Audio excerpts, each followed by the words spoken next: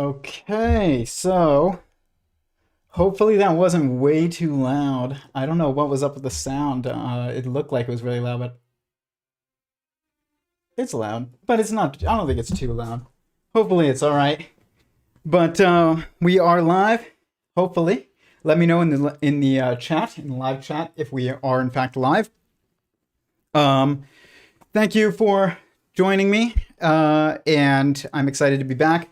I think I posted to the community chat that I was not going to be doing a live stream last week. I was out of town on vacation, a vacation that I have not taken in a while. So it was nice. Oh man, as soon as I start live streaming, my nose starts itching. Terrible. All right. So let's see here. Please hit the like button. It really helps fuel the algorithm, helps people see this. And if you're not subscribed, please subscribe. And please hit the like button, like I said, but not just hit the like button, hit the bell notification so that you get a notification whenever we do go live, which is every Thursday night for the most part, hopefully more consistently at 9 p.m. Central, but we're working on it, as always. I've been saying that for years, but one day I will get it. So tonight I think it's going to be a good stream. It's going to be about a conversation that Donald Hoffman had with Simon, I think. I don't know if it's Simon or Simone. I think it's Simon Mundie, who has a YouTube channel. And I don't know if I've ever done a commentary on any of, let's just say Simon, but hopefully I'm not botching that. I think it's Simon. Of any other videos on his channel, but it was a great talk, and the link to their full discussion is below. We've definitely talked about Donald Hoffman before. He is working, his work, he is titled Conscious Agent Theory, which is probably the closest name to Sentient Singularity Theory that is out there. And I've discussed why I think that even though it basically is describing obviously the same structure, the language is pretty important, and I think that sentient singularity is a little bit more specific, critically specific compared to conscious agent theory. Conscious has multiple meanings. That's why. But now agent and agency does because of these, large language model companies creating ChatGPT agent, which without any agency, it's awful. They're changing the name, the meaning of words with that. But regardless, a rant for another time. Donald Hoffman is somebody, though, who I think is one of the most interesting speakers on this topic of, I would really say, metaphysics, the metaphysical paradigm of science itself. But people would say it's, frontier physics. And I think it's definitely related to frontier physics, but it's more than frontier physics. And it really has to do with the trajectory of science in general. And it is a shift in the foundational assumptions that underpin all of our scientific narratives that are common and accepted by the orthodoxy of academia right now. And he talks about that, and he talks about, the future of science and how we get past that. And I think he's one of the realest people on it, to be quite honest. And while we're going to talk about how I think the language that he sometimes uses is not quite there yet, but that's fine, because this is, when we're talking about a new framework in anything, you have to create new terminology, and you have to construct a new way of speaking about something that you haven't spoken about, at least outside of the spiritual or religious or theological traditions of the world. And he gets to that too. They each have their framework and for speaking about fundamental reality in terms of a consciousness first or a sentience first framework. But our current scientific orthodoxy within academia does not have that framework. And so we are engaged, at least those people who are in these four kind of focusing on these discussions on the regarding the forefront of, or the foundations of physics and science in general, are working on, doing. But the thing is that when you're doing this, you have to connect it with a lot of the operative theories that we currently have in biology and chemistry and physics, and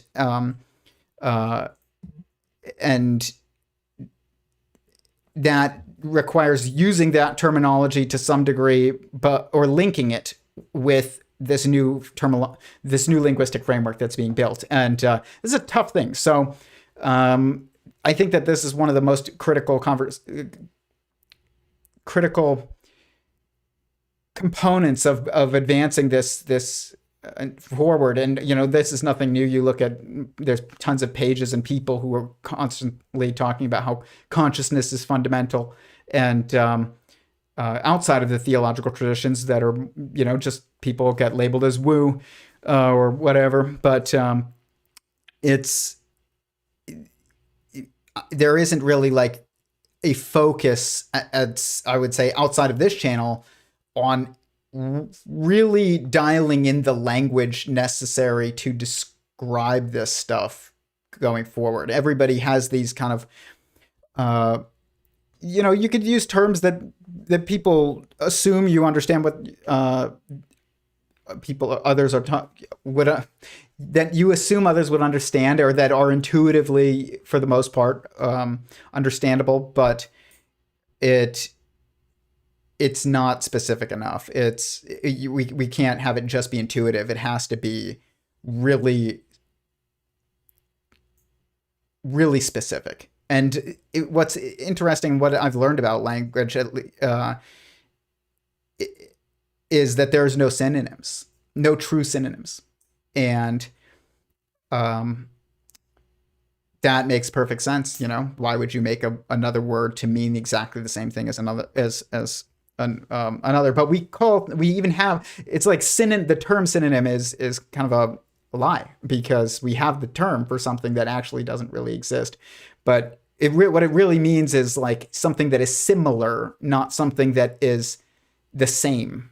And maybe synonym originally meant similar, but similar is different than the same. So, intelligence does not mean conscious, and smart does not mean intelligent, and so on, which does not mean wise. These are similar terms, but they're not exactly the same. We need to be super dialed in with the language that we are using to describe some of this stuff. And because it is we're working on the foundations. It's not enough to get it close. It has to be as close as you can get it. I'm not saying that, I'm saying there is a perfect word. That doesn't mean that if for every concept, but yeah, there's a perfect word for every concept. We have to find it constantly. So with that, let's begin. Let me know in the chat though how everything sounds. Let's go to the first clip.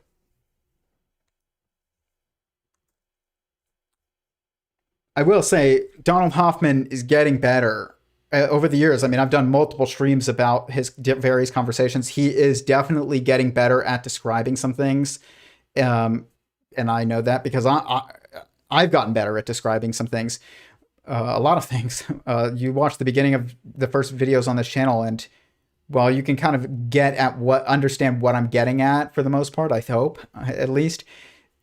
Things are not nearly as specific as they are now, The name Sentient Singularity Theory didn't even exist when I started this channel. I added it back into the title of an overview of my models, a video of the overview of my models, but it wasn't.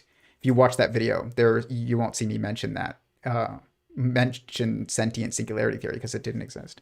The term didn't exist. So, first clip.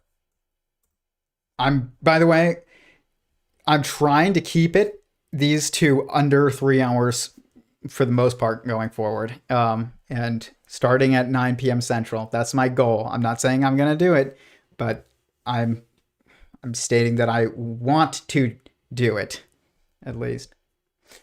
All right. So if it's getting long, let me know in the chat because I get distracted. And was working with Bruce Bennett and Chetan Prakash, developing this mathematical model further.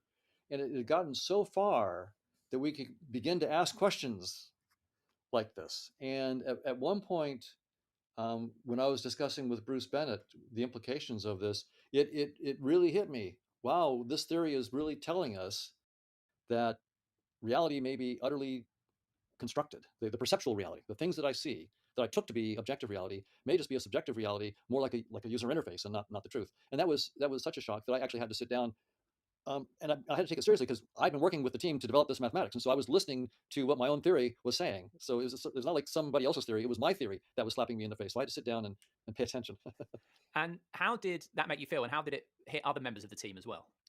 Well, I think that Bruce may have already been there. I think Bruce was this genius. I don't know, his IQ was so high, I don't know what it was. He was truly a genius. And I suspect that that Bruce wasn't that terribly surprised. I think he was just far more sophisticated philosophically than me. But for me, it was quite a surprise. I'm not sure about for Chetan.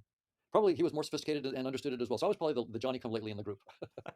And how long did it sort of take for you to internalize it and really accept, okay, this isn't just, well, really, yeah, internalize it and accept it as this is far more likely to be true than what I previously believed? Was it a gradual thing or was it a sudden thing? I'm still dealing with it today. Like everybody else. I mean, when I actually look at my own knee-jerk emotional reactions, they're all against this theory. Everything inside me emotionally is against it. And so when people hear these ideas and say that's nonsense, I completely understand. I mean, it's just but for me, I have to look at my emotions, and they are what they are. That's the way my emotions work. But then when I actually start doing my mathematical theories, there's this other realm. So it's a little bit of a divide. Intellectually, this becomes very, very clear, but the emotions have yet to catch up. I think they've caught up a little bit, but for me, it's still a shock to think that. Okay. As somebody who was previously, I would say, like, believed that conscious beings were somehow evolved unintentionally from inanimate physical matter that, in some way, for some reason, already existed, in existence. As well, I was a self-described atheist, materialist, or physicalist, I guess you could say, and I had an epiphany while trying to understand mind, and as it was relevant to some questions I had about AGI, and it rocked my world. Not only did it rock my world, it beyond rocked my world. It changed my entire outlook on life. It didn't take very long, to be quite honest. It took a while, probably not that long, but a little bit to emotionally internalize it. But I feel like Donald Hoffman has definitely started doing that. I think he probably has more than he thinks he has, but I don't want to tell you his experience. But just based on his words, it seems like that is the case. But this is a tough thing for most people, and I don't really know exactly how you can be convinced by external things and arguments about external structures, physically perceived structures of this paradigm. You have to actually look at yourself in order to realize this paradigm is what you must assume, actually, whether, regardless, getting into what is objectively true or not. I think that the terminology of how we even frame that is what's confusing people on a lot of things. But we do not put first person experience. We do not prioritize first person experience when it comes to our scientific narrative, because it's assumed to be subjective, and then we have this objective We think there's the subjective, and then there's the objective, and the objective trumps the subjective. And the thing is, though, is that this is exactly what we don't do when we are actually navigating our world personally. We prioritize the subjective over the objective. And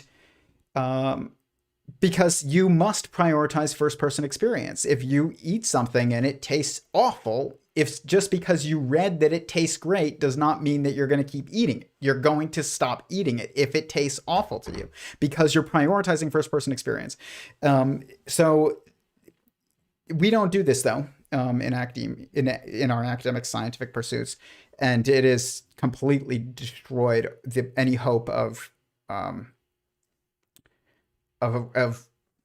revolutionary advancements within the current administration, I guess. And I don't mean political administration. I mean academic administration, the current orthodoxy.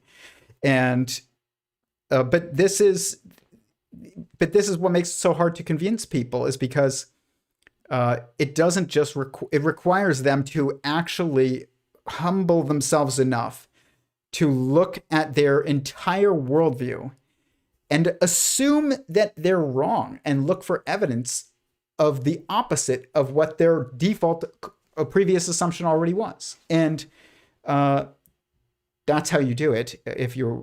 That's how you question anything. And it's really hard to honestly do that, because it usually requires an emotional state, a particular emotional state, in order to do it. And you can practice getting to that emotional state on command, but we don't have complete control over our emotions. But you can get better at backing up and like putting yourself in a state where you're more humble. But it does take practice for sure, and you never have complete control over your emotions. So this is really a challenge, actually.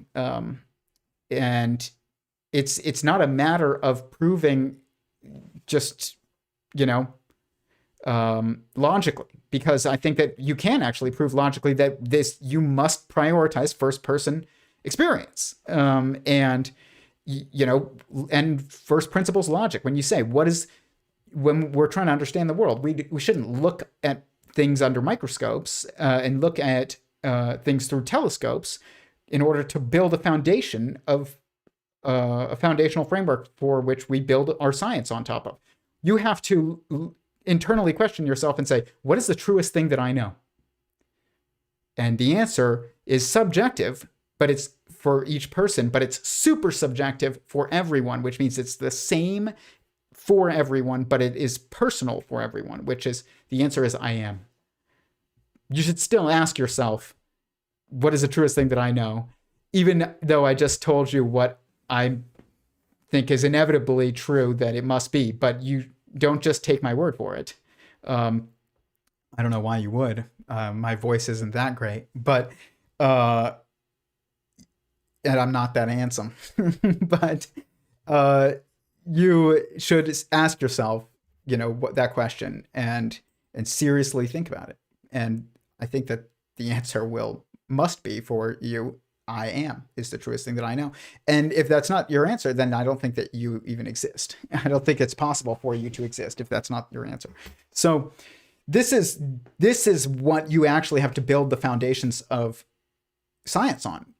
And it requires recognizing and incorporating, and therefore academically or institutionally legitimizing the approach of asking yourself what is subjectively the truest thing that you know, and then building on top of that.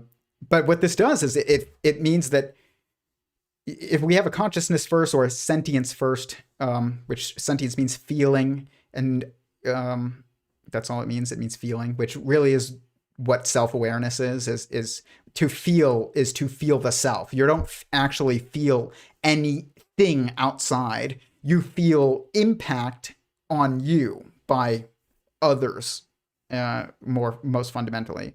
And so you don't feel the wall, really the way that we think of feeling the wall when you touch the wall. You feel how there's something that you're perceiving as separate from you is causing a sensation that you're that is part of you, essentially, and it's it's part of you. I don't think that's the right language, exactly the perfect language. I'm stumbling over that sentence. I can make it better, but I don't want to stop and just sit here in silence and think in front of everybody. But I'll think about it. But it's important to get it right, like I said. But if you get what I'm saying, you don't feel like water being hot. You feel your skin burning. You feel that's what you feel. You feel your body, which even that sounds like physical first model, but it's not. Your body is a construction of your mental structure, the observation being made of your mental structure of you, what you perceive as you, but also like from an exterior perspective. It's very, again, this is going to be stuff that we have to figure out how to speak about. And they talk about it on here. They say, what is what they talk about the brain, like what is the brain? And they kind of state exactly what I just did, or what I tried to. But this is a challenge. But I would say now I have personally really internalized this, and that it changes your entire outlook. It changes your goals. It changes your morals. It changes your politics. That doesn't mean it will change your opinion on everything, but it changes how you understand everything else and what you prioritize when you have a foundational shift. I mean, there's no way that for it not to impact everything that you experience.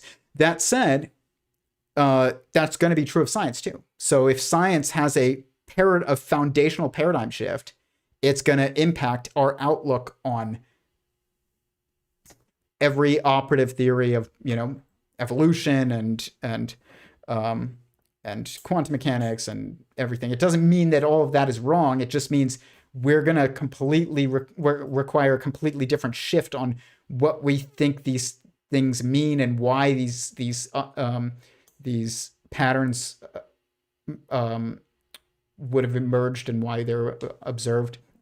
And that's it. It doesn't make everything false that we currently observe. It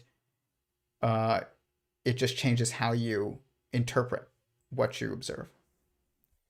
So, let me know in the chat if that makes sense. But let's go to the next clip. But when I'm talking about how the language is specific, and I talk about it a lot on here, I know, but I have to because nobody else is, and it's like I said, this is the greatest hurdle of this project for now is actually building a shared linguistic framework that is to some degree shared and accepted and specific enough to really be built on quite extensively, and then experimentation and things like that are and even engineering and social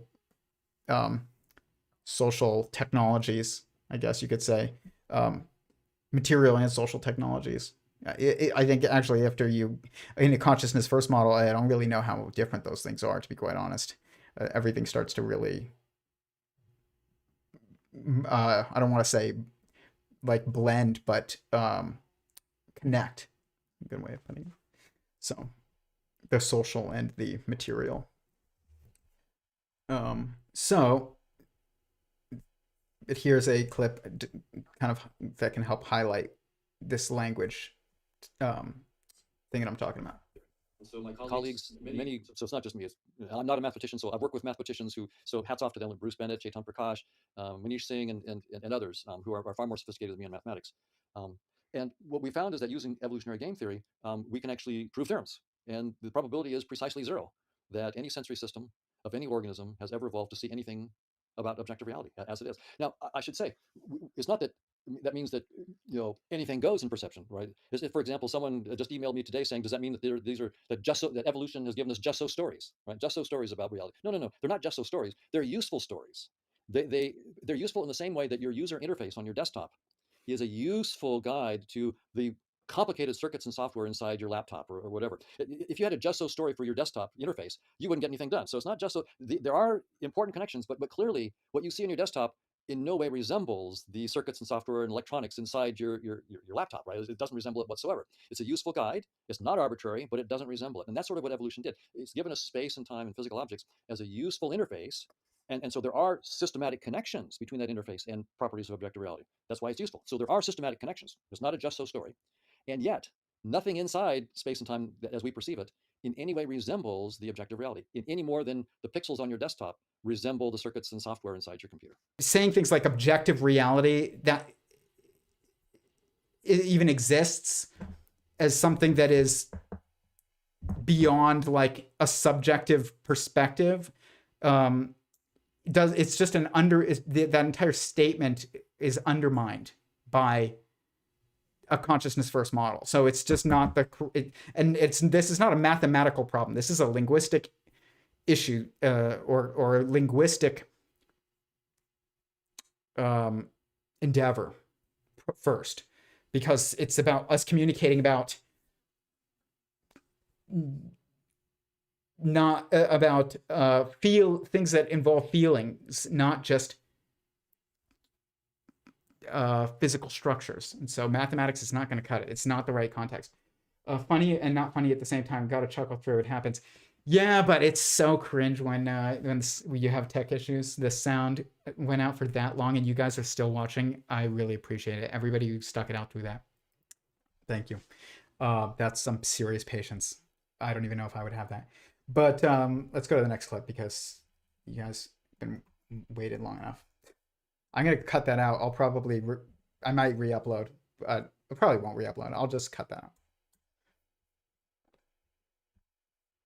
For it is that in evolution, there are these things called fitness payoffs.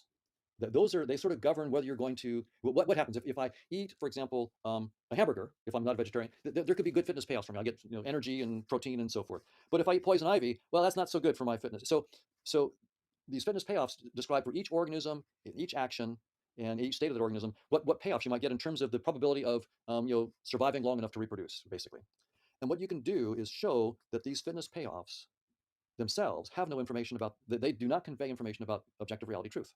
The probability that they will give you, that these functions themselves preserve information about the structure of objective reality. So I'll be very precise. The probability that a fitness payoff, which is some kind of function, right? It says whatever the state of the world, the organism, the action, and so forth, these are the fitness payoffs you'll get. That's the function, the payoffs that you'll get. So it's a function from the world, state, and action into the payoffs that you get. The question is, will that function actually preserve information about the structure of the world, the truth of the world? Technically, we call that, is it a homomorphism of the structures of the world? But just, does it preserve the structure? And what you can do is prove that in certain cases, absolutely it could. But what is the probability? Precisely zero. The probability in the limit is precisely zero. So yes, it could happen, but I would bet the farm that it's not going to happen. Because the probability is precisely. So in other words, so the theorem is not that it couldn't possibly happen. The theorem is the probability is 1 that it won't happen. Yeah. Or probability 0 that it will happen, that we'll see reality as it is. So as a betting man, you can bet safely that we don't see the truth at all. Okay, which is interesting because I'm reminded of. What does that mean? Any of that? Nobody really knows. You can kind of feel that, like, okay, what it basically implies is that none of this is worth it in some weird way. But I don't think that that's what he's trying to say. But it is really what it comes down to, is like, if there's no way that we will ever perceive the truth, then why are we trying to perceive and model the truth? Like, it doesn't make sense. And I'm not going to get too into it again, because again, he's using terms like objective reality and mathematics and probability. Probability is just a tool. And so when he says the probability is precisely 0 that we will, ever perceive the truth as it is, what does that what does that mean? You can't actually answer the question because the question is the problem. And so I'm not going to focus too much on that, on answering it, because the question is the problem. I will say that we just have to think, in order to realize why it's a problem and really start thinking about, we have to ask ourselves, what is our goal first, actually? And then we have to think about the context of that would come from a consciousness first or a sentience first metaphysics framework. And so a good example of this that is funny is in Hitchhiker's Guide to the Galaxy, the like beings or people or whatever on this planet they build this super intelligence, this AGI, basically most powerful AI computer, try and ask it questions about foundations of existence. And so they build it, and then it's called deep thought. And so they go to deep thought, and it's basically their demigod, and they go, what is the answer? And deep thought's like, well, the answer to what? And they're like, to life, the universe, everything. And then deep thought's like, well, I don't know, I got to think about it. Go away and come back in this many years, and hopefully I'll figure it out. So they come back in 50 years or whatever, like it's been, and they're like, what is the answer? Like, have you figured it out? And the deep thought goes, the answer is 42, which is funny because that number is a profound number in theological contexts. And there's like 42 generations to Jesus in the Bible. There's 42 rows of text in a Torah. There's 42 is a very interesting number mathematically. It's got mathematical properties to it that are very unique, and even in the context of my metaphysics models, it pops up in places that are fascinating. I have a video about it. You can go look up my videos, and it's one of the first videos I put up on here, and you can watch it. But I don't know if they picked it intentionally, but or if what made them choose that number, the writer. But he said, I think when asked, he just said it was funny, but I don't know. It's regardless, it's actually probably one of the best answers that you could have given. That said, it's portrayed as not a good answer. It's probably one of the best answers you could give, but that's for another time. But ironically, but then they're like, 42. What do you mean 42 is the answer? And deep thought's like, well, you asked a ridiculous question. I'm going to give you a ridiculous answer. And what does it even mean to? What is the answer to life, the universe, and everything? And this is the problem with a lot of these things. But what we need to, in order to navigate past these, we need to back up, look at our current questions, like, is the universe deterministic, or is it probabilistic, or is it do we have free will? A lot of physicists, like working, teaching physicists at prestigious universities prestigious universities. I mean, how prestigious are these institutions if like their foundational priests are completely lost? And that is actually what's happening. Donald Hoffman states it, in this interview correctly, but that believe that probability that quantum mechanics is fundamentally proves that reality is fundamentally probabilistic. Like I don't even think they have thought about what it means to be fundamentally probabilistic. There's so many reasons why that's just a ridiculous statement, especially within a framework that assumes that inanimate matter is fundamental. Like, it really is impossible. And or at least they assume that, when they say, well, where did it all come from? Where did matter come from if it doesn't come from mind? Where did matter come from? It's like, well, we don't know yet, but maybe there's a multiverse, and it's like, that doesn't answer the question either. It just pushes the bar, or moves the goalpost, but it doesn't score the goal. And but you can't score the goal, and the best they can do is say, well, one day we'll figure it out. But that's actually a really bad thing to say, because if you're failing to come up with an intuitively logical explanation, or even a hypothesis that's intuitively logical to explain where matter comes from, then why would you assume that it just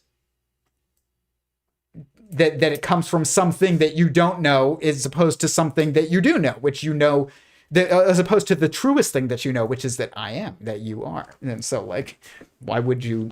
It doesn't make any logical sense, actually. There's lots of reasons why this has become such a problem, but this is these questions. What we can do, though, is we can back up and we can say, what is the goal of these questions that we're asking? When we say, what is the answer to life, the universe, and everything? What we're really trying to ask a different question, but than that one. And so now we have to, instead of trying to get the answer to that question, which doesn't seem like there's an obvious answer, probably because the question is bad,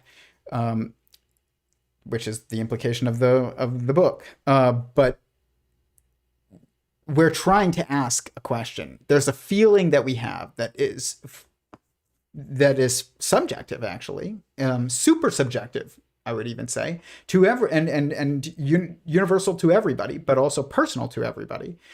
That's motivating questions like, what is the meaning of life? Which is the same exact question as, what is the answer to life, the universe, and everything? But both of them do not end up producing intuitive answers and continue to be asked constantly by everybody who's not a theist, at least, and implies the question is wrong. So what we're really probably trying to ask with that is what we're trying to do with that question. It's not even a good thing to say, what is the question we're trying to ask? It's what are we trying to get at with that question? Is we're trying to figure out what should be our priority, and what should we do because of that. That's what should we value most, and how should we behave, and what should we do, what action should we take because of an awareness of that which is truly most valuable to everyone, and not just to someone, but to everyone. And so that's what we're trying to do. So we could do this with a bunch of questions, and but it takes like really backing up and like thinking about it differently. And it's like, what's my actual goal with that question? What is the meaning of life? Instead of just trying to figure out the answer, maybe we just need to figure out, what is it that I'm trying to get personally from that question, which is, again, it's going to be a personal answer, but it's also probably a universal answer, which is that what should be the priority, and what should I do about it? Anyways, let me know if that makes sense in the chat. I'm going to check to make sure the sound is probably working. Thank you. Let me know if the sound is still good, and please hit the like button, especially after our sound issues. And let me know what your thoughts are on what I just said. Okay, next.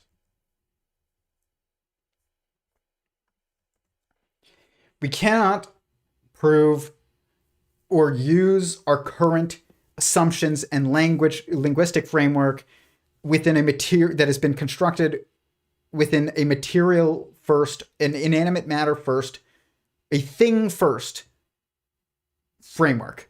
We have to scrap it all, assume a being first framework, and then build the language around it, and then connect it to these operative or useful theories like, theory of evolution, or, I don't know, even different theories in economics, and whatever, political theories. You can't use them to build a more fundamental framework. This is the problem with with physics right now, is it's trying to build a fundamental theory that connects general relativity by trying to connect general relativity and quantum mechanics. That is impossible. What you have to do is you have to assume a metaphysics framework, which they don't currently do, that probably has to be accurate enough for you to build on, which they don't currently have. And then you have to see if it can lead you naturally to general relativity and what the observables in quantum mechanics. You can't build a more fundamental theory from two less fundamental theories. That's literally like trying to build a house from the roof down. You can't. It's that crazy, or it's that nonsensical and incoherent of an even an attempt. That's why they're lost. It's like how are you going to come up with a theory if even your methodology and your approach of what we're searching for is wrong, and how we should search for it? But again, there's a lot of reasons why they're not doing this correctly. You don't build a house from the roof down.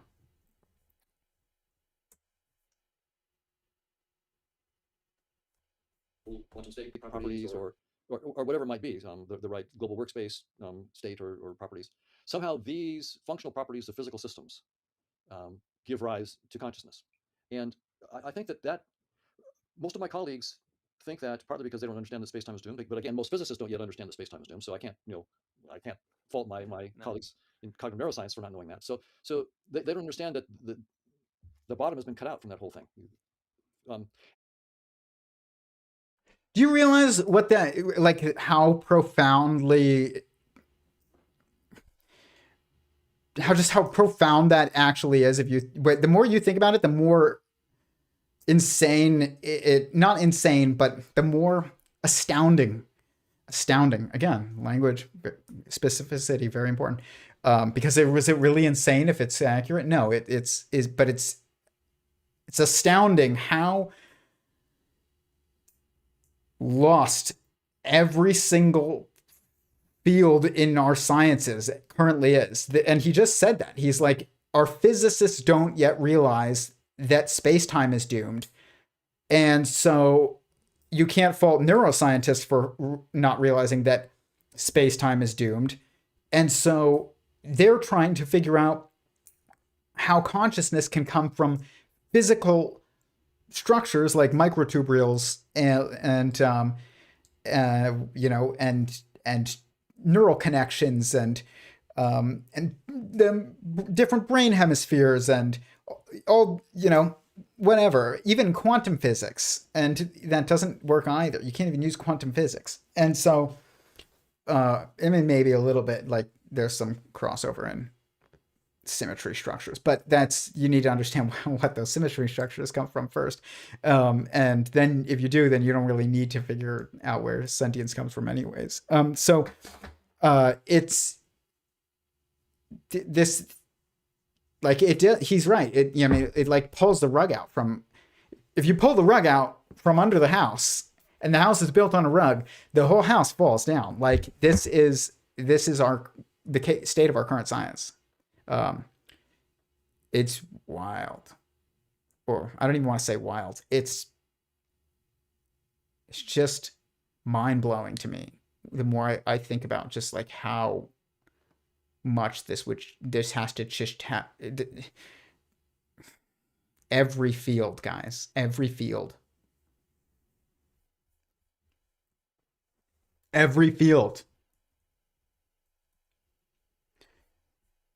When he says space-time is doomed, though, I don't really like that language.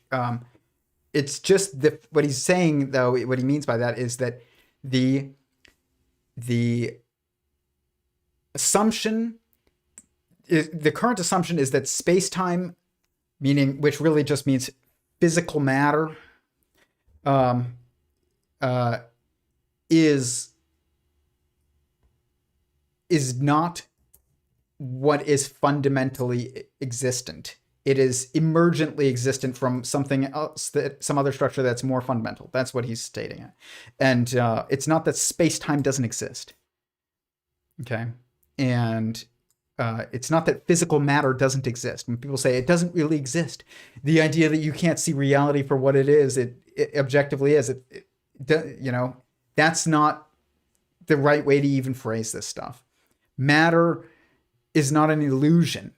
It's the perception of that we observe, our perceptions that we observe and interpret as physicality are constructed from structures that are mental structures. They are a projection of mental structures. That's what I'm trying to say. And they are construction of minds.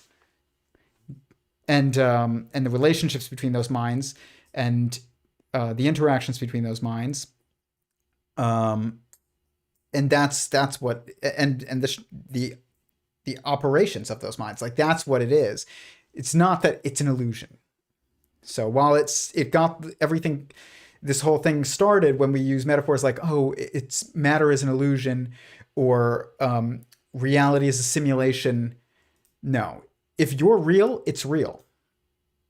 When we say, oh, are we in a simulation? What are we really trying to figure out? What we're trying to figure out is, are we running on a is our universe a digital construction on a technological substrate that exists in a preceding universe, and that itself might be following the same thing. This is what Elon Musk asks about, like, what are the odds that we are in base reality? I don't think it is even an important question to ask. I do think that there was a first universe. If we are, there's a bunch of nested universes within each other, which I think is the case, via technological substrate probably. But it's not simulation. It's a recreation. If you're real, it's real. Whether or not it's running on digital substrate, on what is perceived by other beings in the preceding universe as a technological physical substrate, it's just not. It all becomes a matter of perspective, and none of it is important at all, anyways, for qualifying whether or not any of this is important, which is really what we're trying to, what we should be trying to figure out. And the thing is that if you're real, it's real, and that's all that matters. It's not a simulation. Simulation is really a creation of something that is a model. It's just a creation of a model of something that isn't a model. That's a simulation.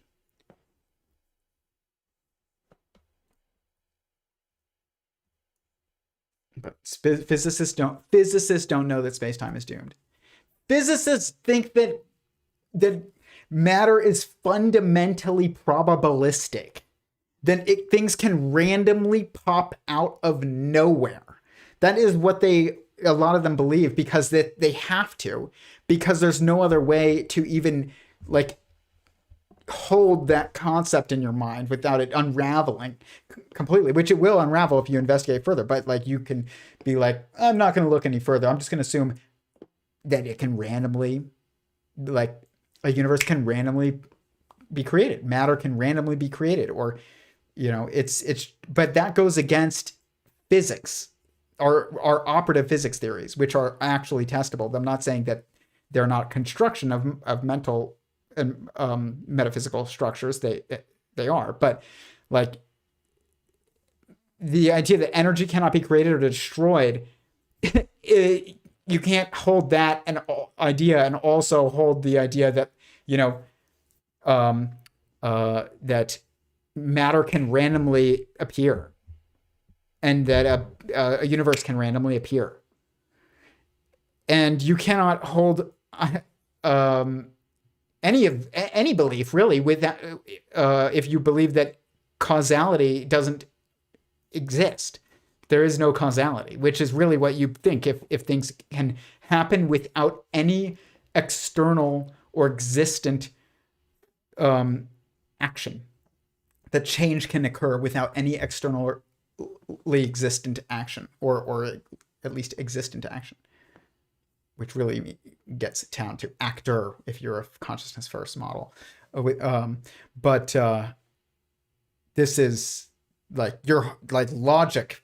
You can't even maintain a true belief in logic anymore if you believe that, electrons and if you believe the universe is fundamentally probabilistic, you cannot believe that it's even possible to figure out anything.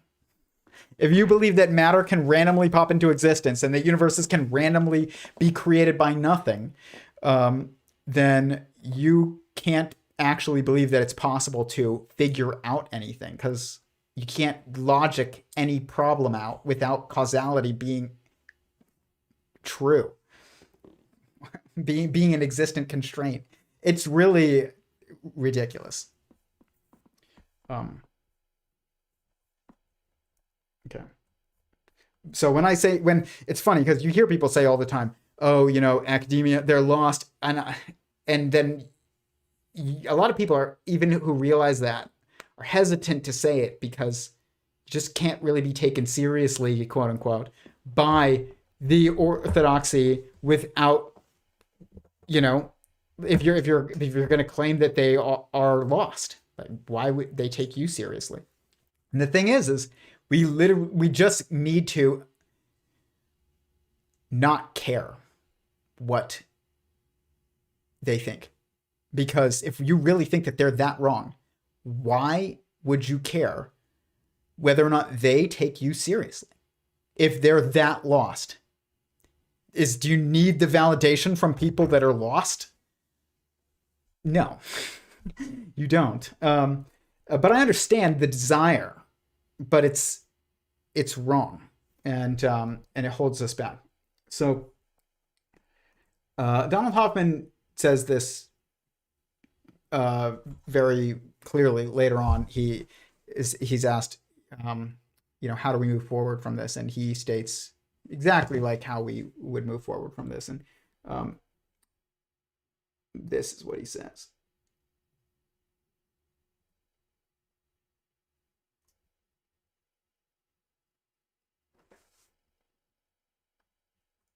Well, we'll look at that quote, that clip in a minute. But he says that the old guard must die, basically, and that doesn't mean you need to. I'm not making any violent threats or anything. We'll look at the clip. He just says, like, you need to just wait for the next generation to who is more that it is able to take on a different frame, a different assumption to ascend into the institutions or to create new ones. There's no salvaging our current academic orthodoxy. The moment that they just actually, if they let's say they all just decided that they had watched a Donald Hoffman video and they were all convinced at that point, but he didn't end up taking over the institution, which none of this would happen because when actual progress is organic.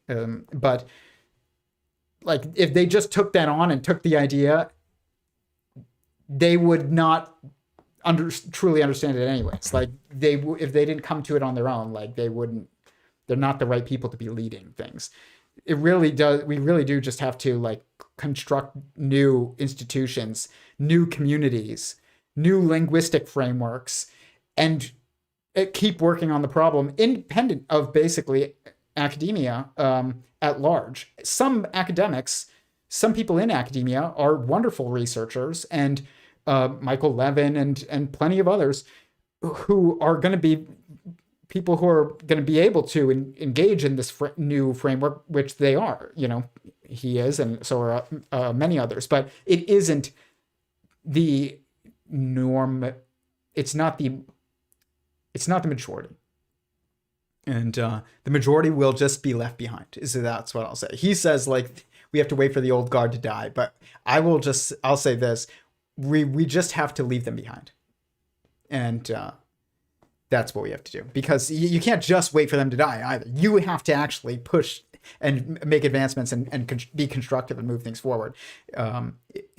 So it's not enough to just wait for them to die. We have to leave them behind. And if any one of them that's humble enough will actually, abandon ship and swim to a new one.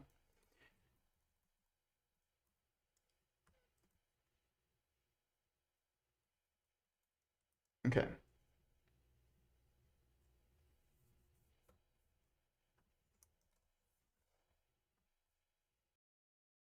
Actually, yes, okay.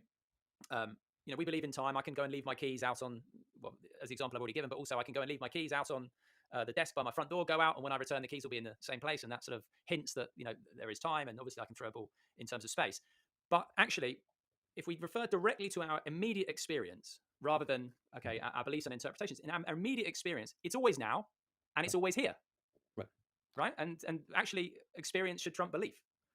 That's right. So our Bingo. Great job, Simon.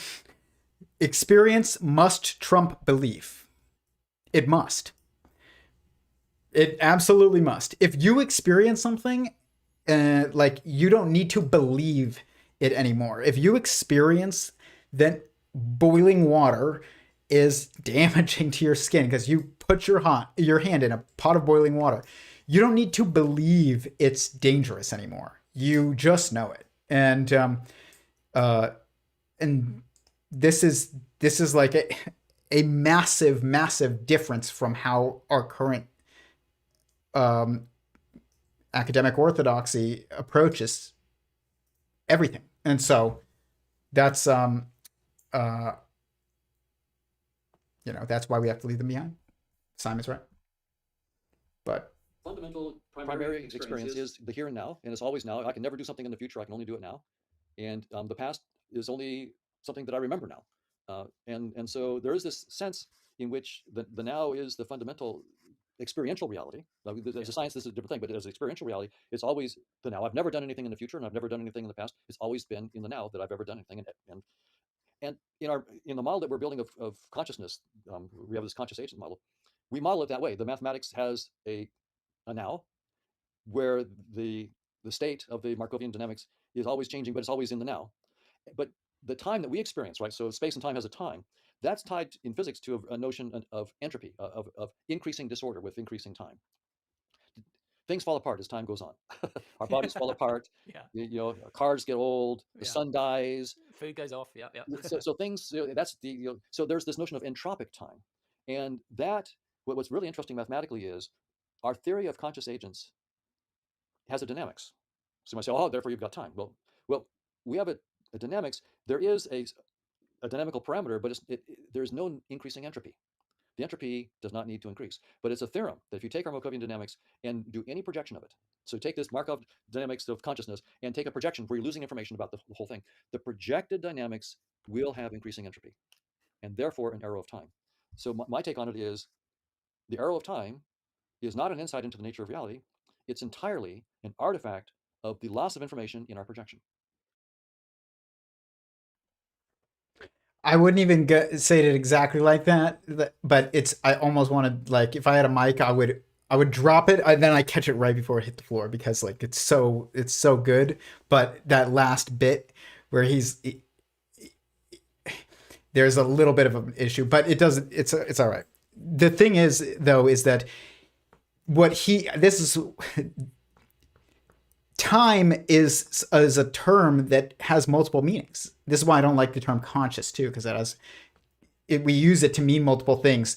Conscious being versus conscious instead of being asleep. Like you can be unconscious or conscious, asleep versus awake, or you can be a conscious being versus an unconscious thing. Whereas sentience has one meaning really. But the thing is time is like this term conscious as well. And I think we get hung up on it because we ask, what is time? It's like, well, let's figure out what is time. It's like, no. First we need to figure out what are we trying to even say what are we trying to know when we say what is time? Because as he said, there's entropic time. And then there's kind of the opposite of entropic time, which is it's like assembly time, which is what, a new term from the work of Lee Cronin and Sarah Walker with their assembly theory. And it's just kind of like the opposite of entropic time. And it's just decay. It's like, I don't even know how much they are opposites, but they are the same exact action, just looked at from two different perspectives, which is just change. It's change. That's it. It's relational change. And it's a change in relationships between multiplicities that are embodied to some degree. Like, it's, again, I'm trying to state this without having to go back and give my entire framework and giving like the context of the statements that I'm making. But then we also have the arrow of time. So we have assembly time, we have entropic time, we have the arrow of time, which is the arrow of time, I would say, is a perception. It's a product of our perception. And he says it's a product of our perceptions about like the projection. I think something like the projection of that which is beyond us is kind of what he didn't say it for exactly like that, but I would say that it's the arrow of time, like, which really just means past, present, future, is a construct, is a conceptual construct of our own minds.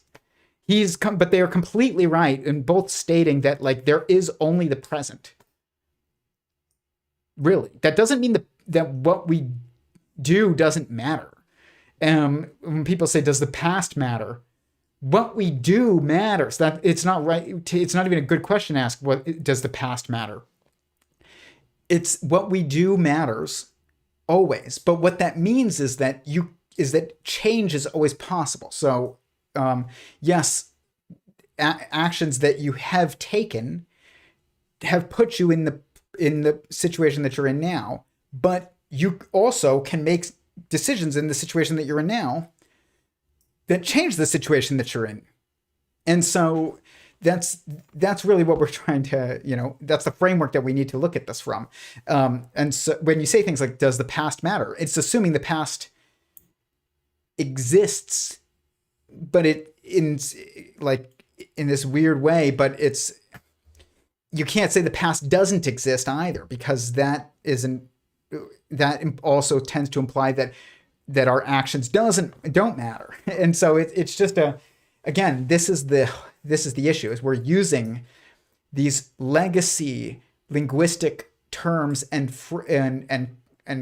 contextual frameworks to try and build a fundamental framework, and it's not possible.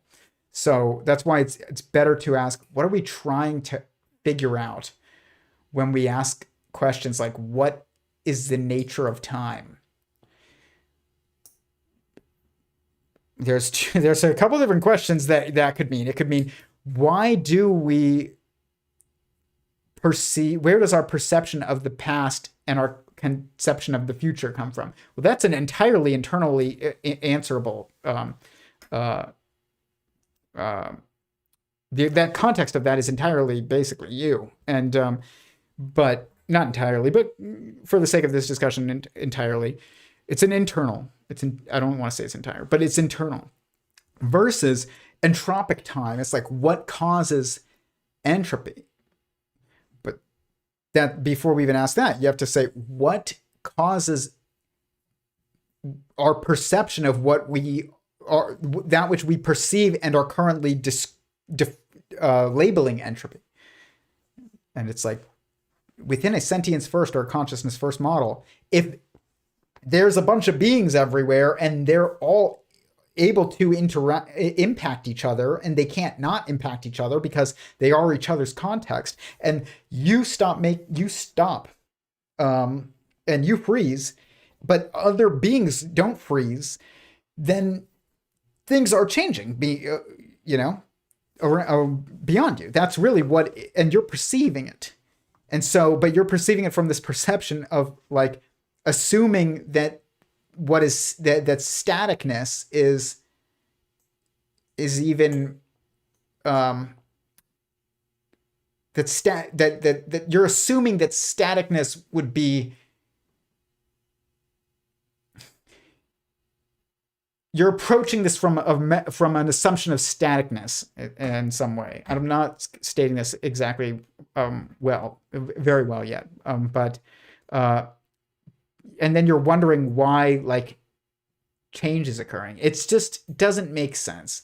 But you need a sentience first, a multi-agent model to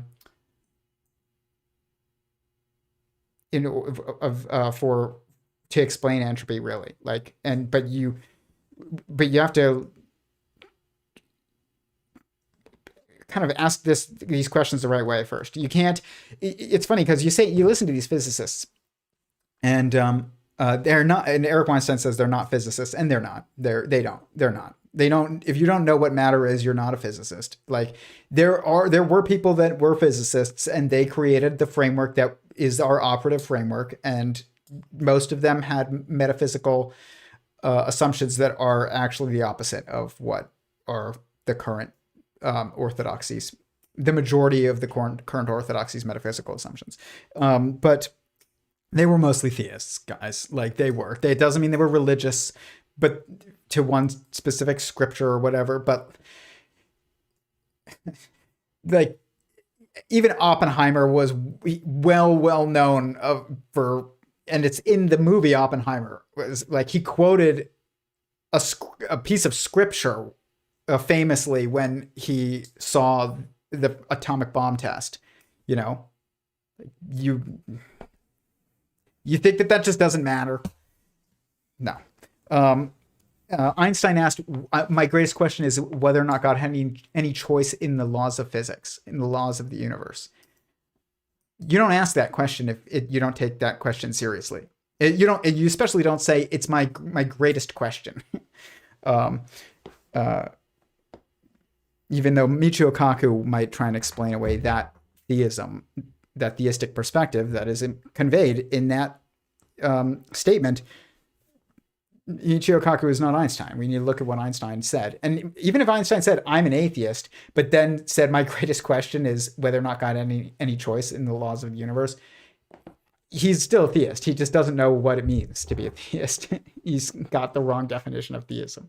But this is the people who created what we know works are not the people who are currently trying to tell us how it works at all. Yeah. Reality.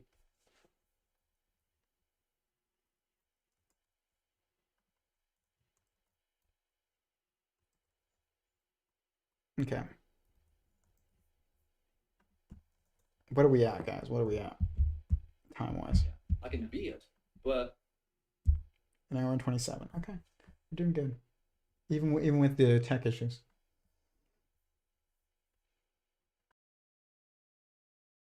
and by the way, our theory of consciousness actually has as a mathematical theorem.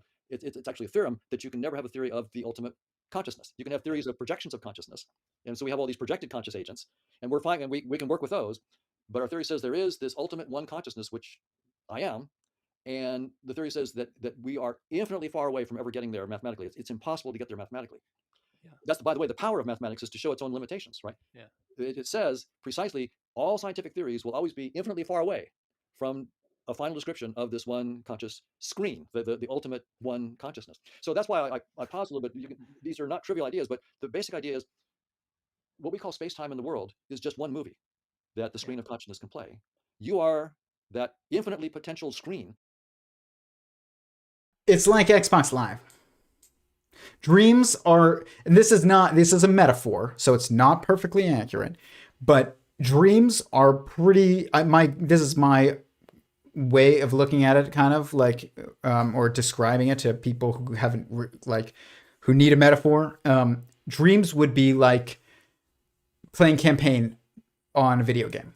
It's like it's just you and like these concepts that you have interacting with these concepts, which is also characters, like, but they're NPCs, they're non-player characters, really. It's like you are the player, or the only player is like you and God in your dreams, and that's it. He's the one who made the campaign, and you are the guy playing it. And but then there's Xbox Live, and God also made the maps of Xbox Live, but we're able to play with other people and actually impact each other. And but you're able to be impacted in a dream, but it's you is impacting yourself or God impacting you, and it's just the impact is between you and God and you and yourself. It's not you and others, but that's not true in when we're awake, which is when we are embodied, you could say, which really just means we're able to impact each other in a way that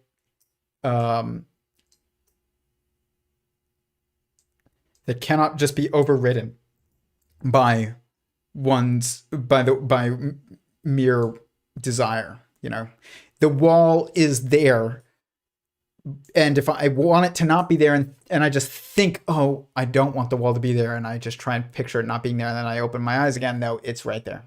And I'm gonna have to, if I don't want the wall to be there, I have to contend with the information that is collectively by a bunch of interacting beings been constructed, and work within that framework and maintain coherence of information within that framework in order to remove the wall, which means I have to go grab a sledgehammer. I can't just think it away. Because if I can just think it away, and anybody can just think anything away other than, God, potentially, like, we don't even exist, like, and it just, all causality, all logic breaks down. That's what I'll say. And it's not even right. I don't even think it's right to say we just wouldn't even exist, but all causality and logic breaks down. If everybody could just think what they want into being and think what they want away, you have to, for logic to exist, which it must exist just by its own nature, by the nature of existence existing, then logic and therefore causality are just a byproduct of it, essentially, just a property of it. Because if something exists, then it exists, and you have to take that into account. So otherwise, if you could just make something not exist, then nothing. Then again, logic and causality break down so much that you can't even talk about it, about what that would be like if that were be possible. Because again, how do you speak about something logically without logic? It doesn't work. And that's as close as I'm going to get probably to a logical explanation of that. So yeah. But when we say things like mathematics is never going to get there, yeah, that's true.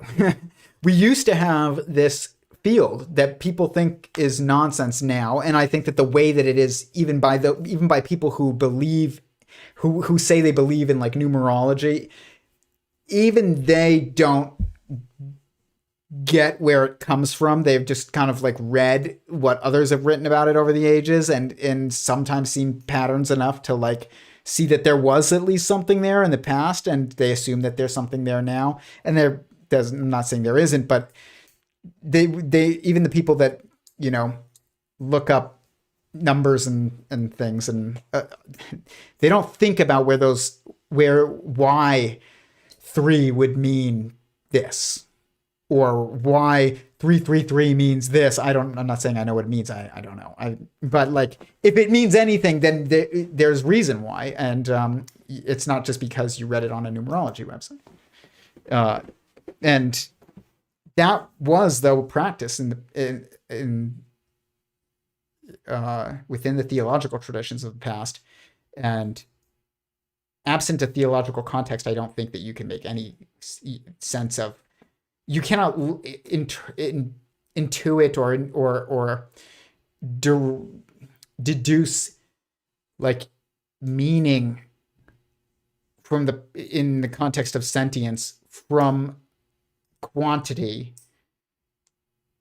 absent a theological context. And I think that's where most people who look up numbers and study numerology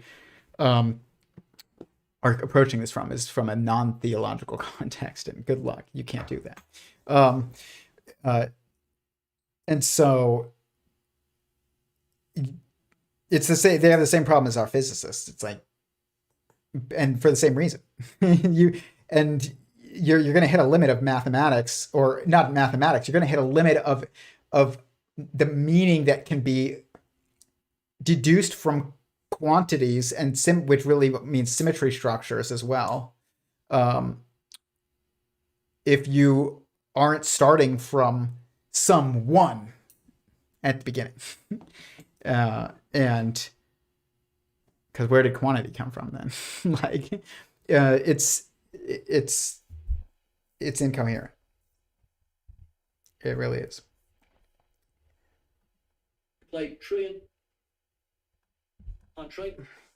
I don't even remember how we got there, but oh yeah, math is the wrong approach to figuring this out, or even explaining it. When you say, oh, we are infinitely far away from a mathematical theory of the one being, of the one, he says, conscious screen, which he's saying God. That's what that means. The one conscious screen that is all of us are playing a part in. That's God. And we can call it God. And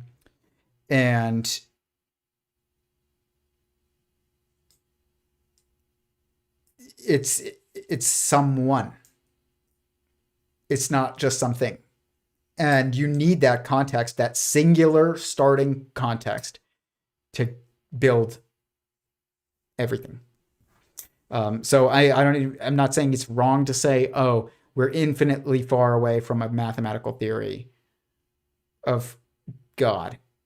I think that it's more accurate just to say that the context of understanding fundamental nature and structure of existence is not in mathematical equations. It is in feeling and experience, and which is why Sentient Singularity is the name of is my framework, which is very similar to conscious agent theory.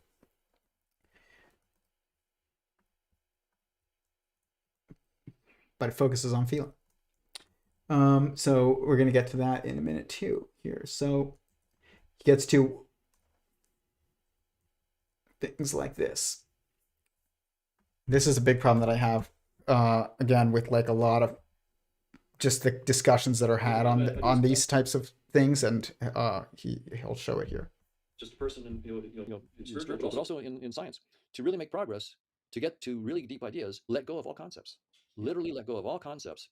As powerful and as useful as they are, the true intelligence, the infinite intelligence, transcends any concepts. It can then, once you go there, which is what you are, this infinite intelligence, you can then come back and bring back into our little set of concepts here new ways of using those concepts that are very, very useful. But the concepts themselves can never fully explore something that's infinitely beyond them. So that's the best metaphor I can give that sort of ties the science with the spirituality. Yeah. Okay. That's two problems with this, but I know what he's trying to say, but it's if you use you're trying to construct a fundamental framework out of a less fundamental framework, you cannot do it. So, but people say things like this, and there's a lot of people, and some of them might know who they are. And if you think that I'm talking about you, and you, then like you're probably right if you're watching this. And that goes for multiple people watching this who message me and they'll be like, well, the problem is thought. We must get rid of all thought. And this is basically what Donald Hoffman is saying. When he says we have to move past and get rid of all concepts, which really means we have to stop thinking. And in order to understand what is fundamentally true, we have to stop thinking. And he's right. But he's not telling you what you have to do, though. He's telling you what you have to stop doing, and that's not enough. And so what you have to do is feel. And so this is why when people say, oh, Descartes, he was his statement, I think, therefore I am. No, that's actually not entirely correct. It's that only sentient beings can think. So if you think, then you are. But you don't have to think in order to be. This is something I've never heard anybody say but myself.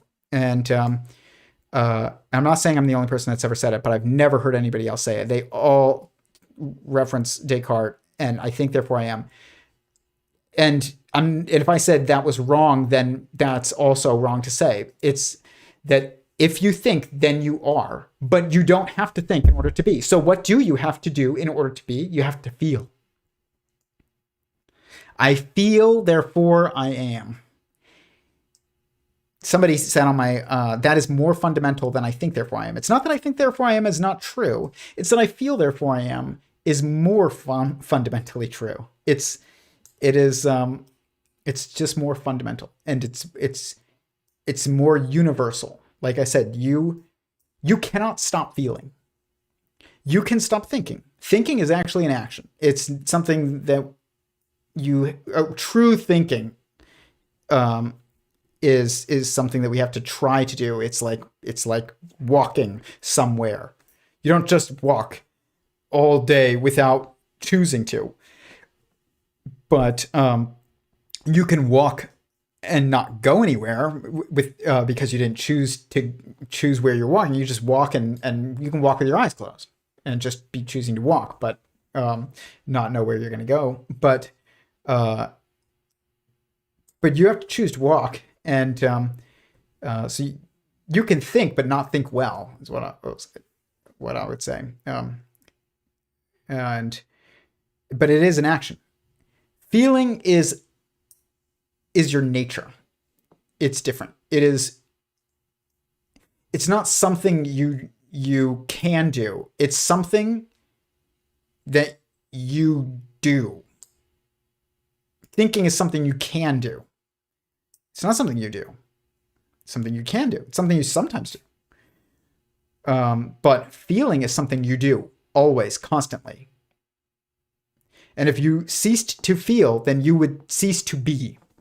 And so when people say the problem is thought, we have to get to a place of no thought. No, you have to get to a place of realizing that your best way of perceiving and understanding the fundamental nature of existence itself is to focus on feeling. And the more that you focus on thinking, the less you are focused on feeling. And it means you've passed your destination and you didn't realize it. It's like you pass the street that you're trying to go somewhere, and you've passed your turn and you don't realize it. You just keep going. That's what people are doing basically when they are trying to think about the nature of fundamental reality, they need to ask themselves, what is the truest thing that I know? I am. Why? That's when you start to realize that it's because you feel. And so this is sentient. Sentience. Sentience is feeling. That's what it means. So yeah, this is you can't. It's not enough to just say what we need to stop doing. We have to say what we need to do. And this is a huge like issue in the consciousness discussion. It always gets back to, the concepts are what we need to throw out. And move past concepts. We need thinking is the problem. We need to move past thinking. Mathematics is the problem. We need to stop doing math. It's like, but what do we need to do then? Need to just be, which really means it implies feeling, but you have to know what it means to be first. It's like this chicken or the egg issue where you kind of already have to have figured it out in order to say what you need to do. And then when you do figure it out and you do you are able to say what you need to do, you realize that you and everybody else who exists is constantly doing it anyways. So that's where we're at. But he's not, I'm not going to say he's wrong. He's just, again, this is why the whole language thing is so important. I'd love to have Donald Hoffman on if he ever watches this. I plan on reaching out at some point and soon. Yeah, really respect him working on this and putting it and making an attempt. And he's honestly made more progress than almost anyone else. There are others that are up there, but he's up there. I don't want to come off as just a critic. If I'm talking about your discussions on here, unless you are Dave Farina, I think it's because your ideas are really valuable. If you are Dave Farina, then it's because I think that you, as an example, is really valuable. An example to others as to problems. Okay. I think it's wrong to focus on just thinking or just feeling. It's about relationship between the two. Greetings all. Yes, that's probably a good way to put it. But the point is that feeling is fundamental to thinking. Like I said, you can think. Sometimes you think, sometimes you don't, but you are always feeling. I think that I think when people who say that sociopaths exist are like have a really incoherent definition of and kind of useless definition, not even useless, counterproductive definition of the term sociopath. It doesn't exist. There's no one who has no feelings. There's just people who don't feel the same emotions about the same things you do and have different feelings probably about the wrong things. People who we would describe as a sociopath, it's probably just they don't care in that moment about something that you think they should care about. And they don't think they should care about it. But they wouldn't do anything if they had no feelings. Feelings animate us. They motivate us. And a lot of people will say sociopaths end up becoming like really good CEOs and stuff. They either become serial killers or CEOs. You don't become a serial killer or a CEO if you have no feelings. You don't become anything. Both of those things take a lot of motivation.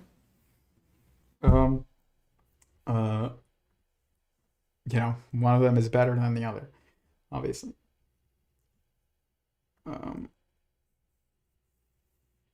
Okay, here.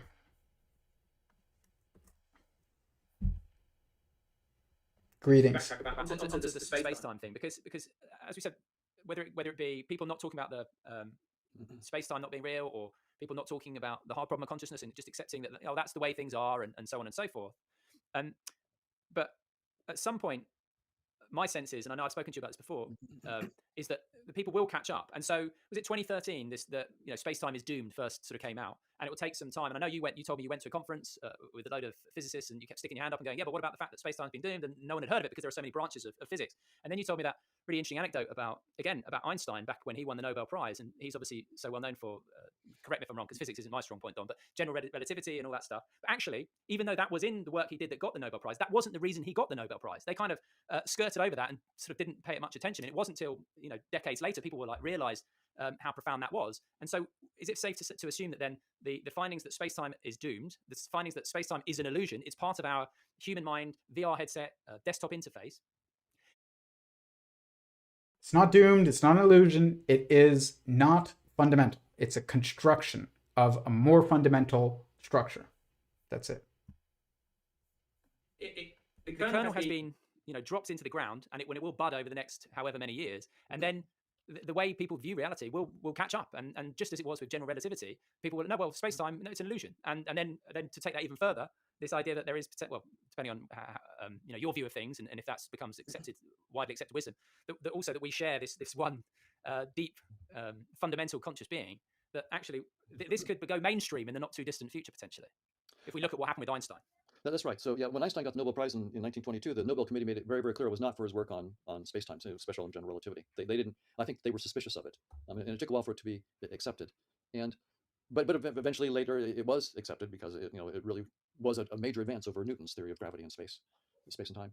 And my take is that Space-time is doomed, came out in 2000, maybe before, but at least 2005 with David Gross's paper. And in 2013, what you're referring to was Nima Arkani-Hamed and Yaroslav Trinka published something called the amplitude-hedron, which was, in some sense, a first real deep structure beyond space-time that was actually able to compute scattering amplitudes inside space-time. So that was the first successful foray beyond space-time to find new structures. That was what happened in 2013. Wow. So, but yeah, you're right. Most quantum physicists don't know. They haven't heard about the amplitude-hedron. They don't know about this. But I'm quite confident. Science is conservative, but it will progress. It always does. It just takes time. Usually the old guard has to die, and it's the younger generation that picks up the new theories and runs with them. That's what happens. And I think within 30 years, 40 years, it will be it would be, of course, space-time isn't fundamental. And I think also a generation that's raised spending a fair fraction of their time in virtual reality is going to have no trouble with this. In fact, they're going to look back on us as the old fuddy-dudds who just didn't. Yes. How could they? It's like we look back at the flat Earth people. How in the world could they? I mean, I sort of get the Earth looks a little bit flat, but how could you be so stupid? Is sort of how we feel about it now. Yeah. And I think that's the way it's going to be. The people who spend their time in VR will look back and go, "How in the world could you possibly have taken this as the fundamental reality? That's just so stupid." So, Yeah. Funny thing is, though, is that arguing over the shape of the Earth, if space-time is doomed, quote unquote, or if it is not fundamental, and it comes from the perspectives of and constructions, logical constructions due to the internal structure of individual minds and the interactive structure of multiple minds. Arguing over the shape of the Earth seems a little bit like a doomed argument for both sides, actually, which is so funny. It's so funny. I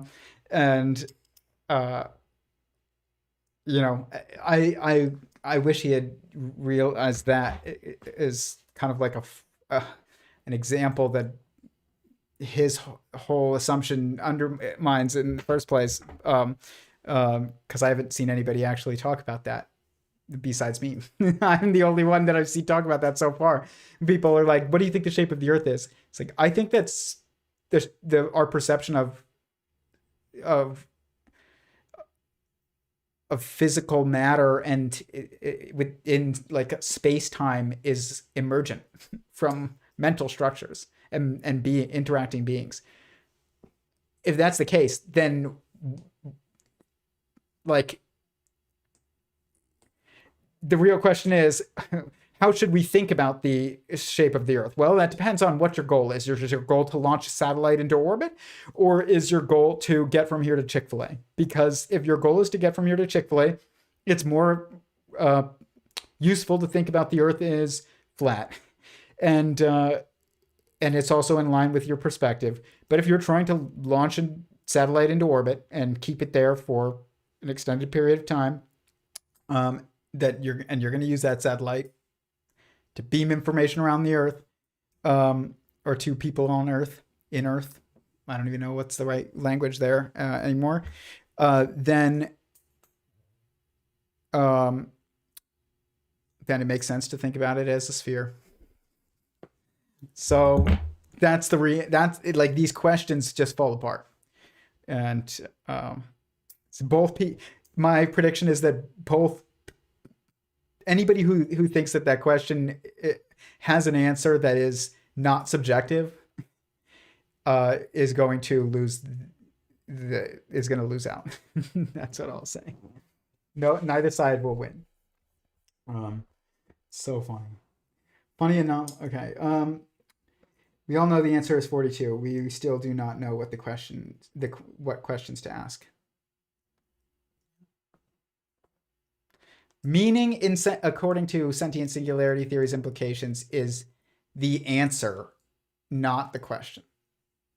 And when we say, what is the meaning of life? Meaning is the question. And in Sentient Singularity Theory, if sentience is fundamental, real question is, why did God create a multiplicity of sentient beings within his oneness of sentience? That's the question. Why did he do it? Because it seems like it had to be a choice, because it's not the default state of existence by definition, which is singular.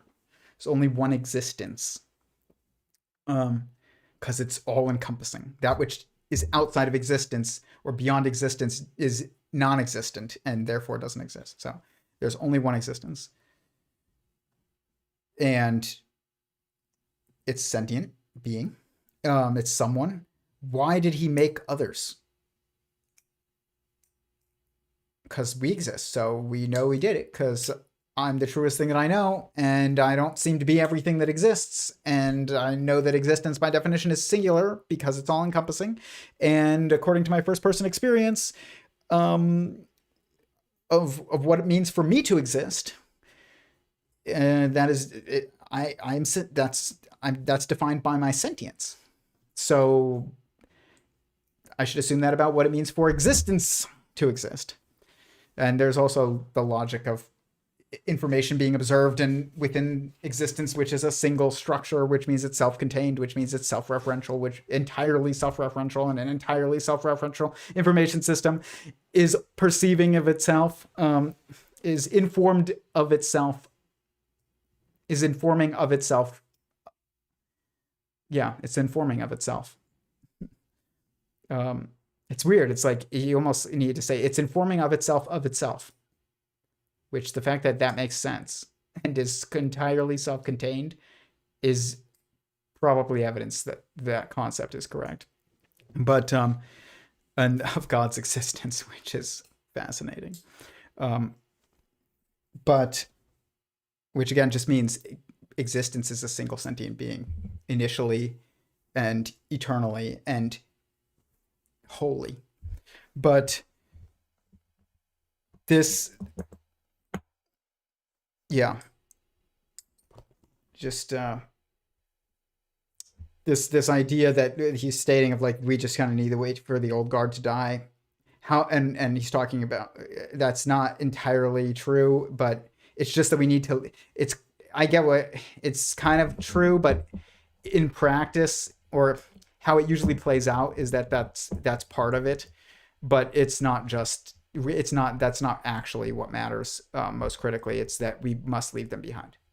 We have to form new institutions, have new, which really just means new organizations, which means new just groups and of communicating people. That's it, with a goal, with unified goals. And then when Simon asks, how is it possible that it goes mainstream, that the idea that space-time is not fundamental? I would say this, and this is it seems depressing at first, but all will be made as it should be eventually by God, because that is, his will be done. That's what I will say. But I can understand why people would be frustrated to hear this, but as soon as something goes mainstream which really means like I don't even think it's good to say it goes mainstream. As soon as something becomes institutionalized, which means placed into an artificial context that is pushed on people who are not organically discovering it, it will be misinterpreted. So if sentient singularity theory ever becomes taught in schools, it will lead to incredible misinterpretations of what I think are the certain implications of it. I know that. Does that mean I shouldn't push my ideas out there? No. The people watching now, like you, anybody watching who found this, not because some teacher showed it to them and it's a required curriculum that they learn it, but because they are interested, because you are personally interested in these questions, you can actually understand this. But if you teach this to some kid at school who's just memorizing it for the test, outside of context, I think at least, a lot of it. But it is odd. It's a little different because you basically have to just teach that first person experience is what must be like prioritized. But the thing is that you can't teach that. You have to learn that by definition itself. If you went to school and a teacher said, you have to prioritize first person experience, and you were like, okay, fine, I have to prioritize first person experience, so I'm going to do it. That you didn't come to that by prioritizing firsthand experience. You came to that by prioritizing secondhand information. So you've already failed. And that doesn't mean that you won't be able to repeat it and sound like you'll know what you're talking about. You will. You will sound like you know what you're talking about. You'll say, it's very important that we prioritize firsthand experience. But that doesn't mean that you even understand what that means, because if you are stating that because you learned it from someone else who told it to you in school, then guess what? You're not prioritizing firsthand experience at all in order to even motivate you into saying that. That is what's happened with all of these theories. The people who created the original, quantum mechanics and the Standard Model and even Einstein creating describing general relativity, their words are being repeated by people that didn't understand all of the context. So they'll get a couple things right, because words, have definitions that are kind of shared sometimes, usually, hopefully. But eventually information will be lost because it's not starting from a true understanding, which requires first person experience. So I don't know how, in some ways I look forward to the return of the God hypothesis, to quote the book, the title of the book by Stephen Meyer, which I don't think his arguments for the existence of God are actually good arguments, even though I think there's much better arguments. But the Cambrian explosion is not one of them. But I love the name of his book, because that is what coming is the return of the God hypothesis. It's already returned. It's just not been institutionalized yet. And once it does, you're going to get people misinterpreting. And guess what? That happens in religions as well. People, I had so many people who were raised religious who became my friends in college and were not religious, were no longer religious, for whatever reason. And I remember they came out, and I was an atheist, a self-described atheist at the time, but really an anti-theist and not religious. Those are two different things. Religious means you are subscribing to the practices of a theological tradition, prescribed by a theological tradition. Or you're accepting of the dogma and the narrative of a theological tradition. It doesn't mean that you are even necessarily a theist. It just means you're repeating things or you're doing things, and you cannot, if you understand what you're doing, then that's great. But not everybody actually does, and it's a religion suffers from the same organized religion which is just institutionalized. It's just an institutional structure, an institutionalized social structure with like a metaphysics narrative. That's just what our anti-theistic university system is, our scientific narratives, and within academia as well. Just like we call it universities instead of churches, and science instead of theology. And but the problem is it's a issue with our current metaphysical state, social state, I guess. And I don't have time to get too into it right now, but it will eventually be set right. But until it is, there's no escaping it. Even if they started teaching sentient singularity theory or conscious agent theory at every university tomorrow, that would be actually the beginning of the most broad misinterpretations of those theories. I'm not saying they shouldn't teach them. I don't know. I think that our entire education system needs to be reworked and into a self-motivated model. But that prioritizes like goal setting and then problem solving, like self-motivated goal setting and problem solving.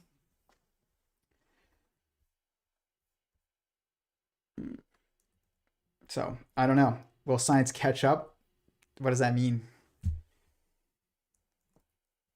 But yes, these things will eventually become mainstreamed, is my point. But whether or not that means that it leads to a renewed a mass awakening is really a different question. But will they become mainstreamed? These concepts, like, will the God hypothesis return, which is the same exact thing as stating that it is now the default assumption that space-time is and physical structures are emergent from mental structures. That inevitably leads to the idea that we're inside of one sentient being, which is what Donald Hoffman believes as well, which is theism. So that means that, like, what they're asking is, will the God hypothesis ever return to our mainstream academic institutions, which it used to be part of their mainstream academic institutions? And the answer is absolutely it will. And it's already started. But it will, either new institutions will be created that are theistic in their narrative, or that have at their core theistic narrative within the context of a scientific of what we are scientific linguistic frameworks, or will our current academic institutions eventually adopt, like, as the majority opinion, like that, sentience is fundamental? Probably both. But that second one does require like the current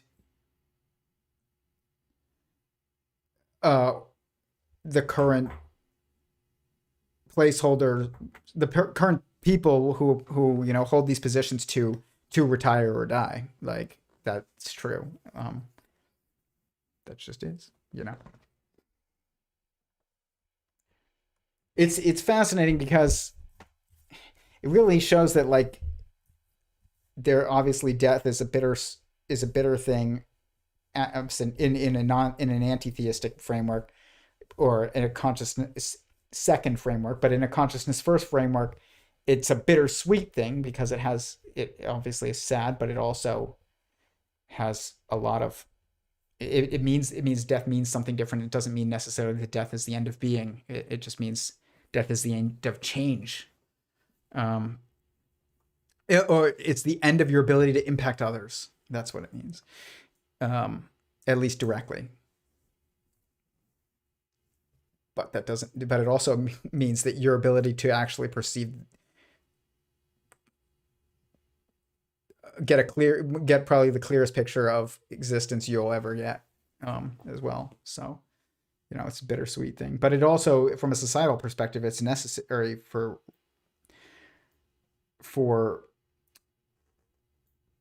just, progress. Like, and that doesn't mean I obviously like, because you gotta ask, why does it seem like we have a limit, that there's no eternal being but God? But if the thing is there's not even, like, nobody lives forever in space-time, in the space-time context. It seems nobody is embodied forever. And like, imagine if they were. Like, that sounds like you would just get the people who had achieved enough power to hold their position forever. Like, it's a very interesting show. It's called gosh, what's it called? It's called oh man, it's a show called, I recommend it. It's Stack Consciousness. Altered Carbon is the name of a show. And in this show, people have this like chip that goes into their head or to their neck or whatever, and it is actually like saving of all of the information that you've accumulated in your life. And so your body can be, be chopped up, and as long as you've got like a little stack left, you can take it out and put it in a new body, and you can continue on. And so there's a bunch of there's like the richest people have like infinite bodies, spare bodies, basically. Then they just move their stack from one to the next to the next to the next, and so they just keep holding onto their power forever. And it's just like, it's an interesting concept. I don't think that it's actually possible for you to do that with chips in a consciousness first framework, but it's got some interesting implications. It's a good show. Well, you can watch it. Altered Carbon is the name of it.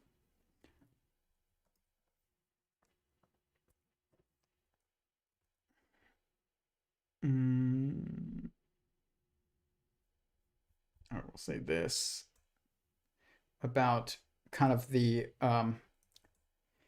he talks about Markovian dynamics are what are responsible for like the perception of space-time, and like the properties of physically observed structures. That's totally correct. If you look at like Carl Friston's work with Markov blankets, it's just like the space of interactions. In Sentient Singularity Theory, the foundational model is inside, outside, separate, and oneness. And which is, if you follow the channel, you know this very well at this point. But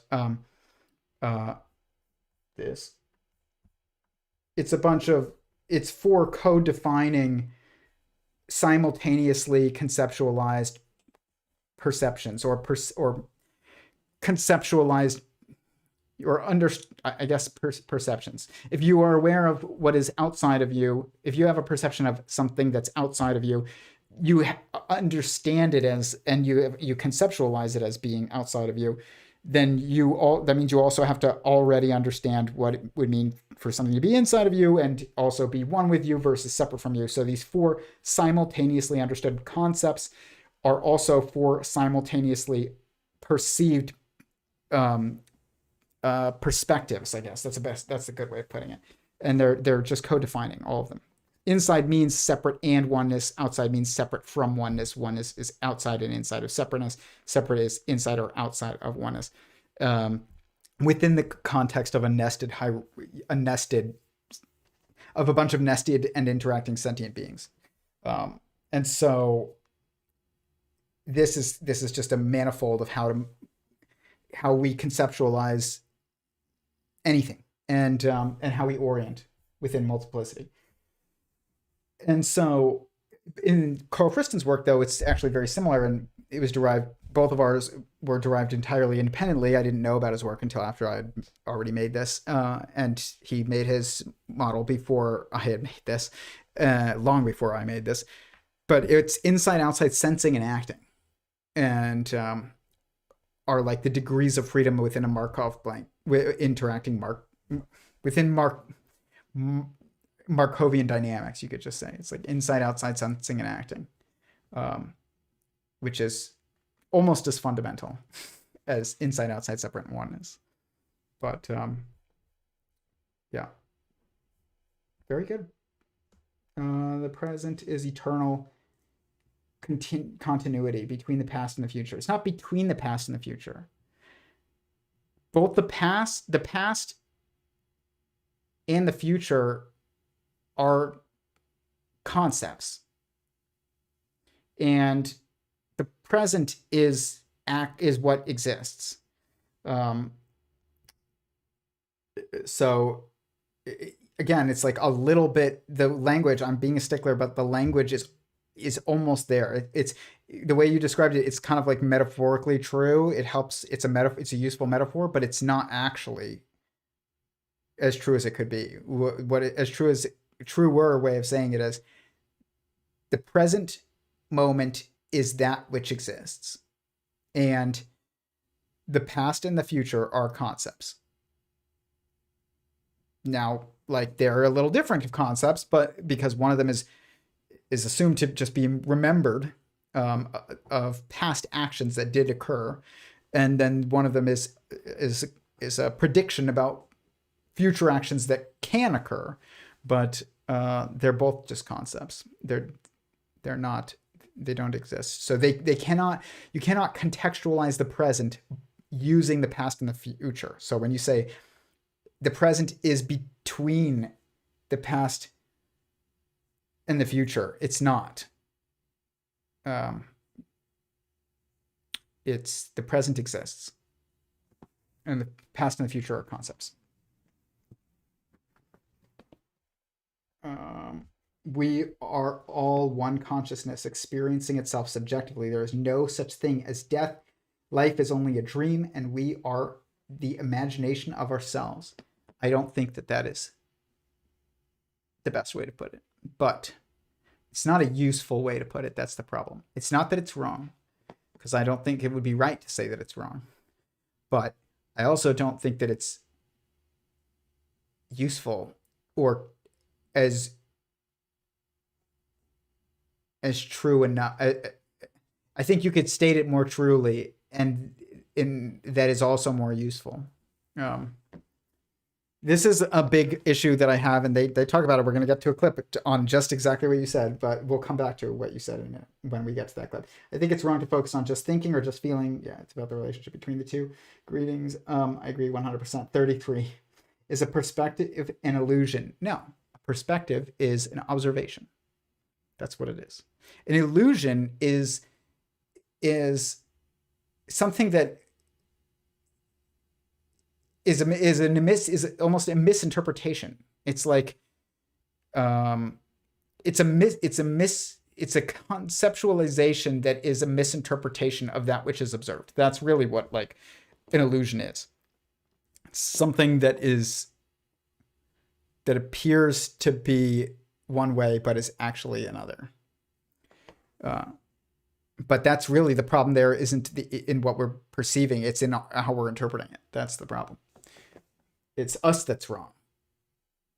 I don't really like the term illusion. It's like when we say magician, they know, like, magic used to be, people will. There are two different definitions of magic. Really three.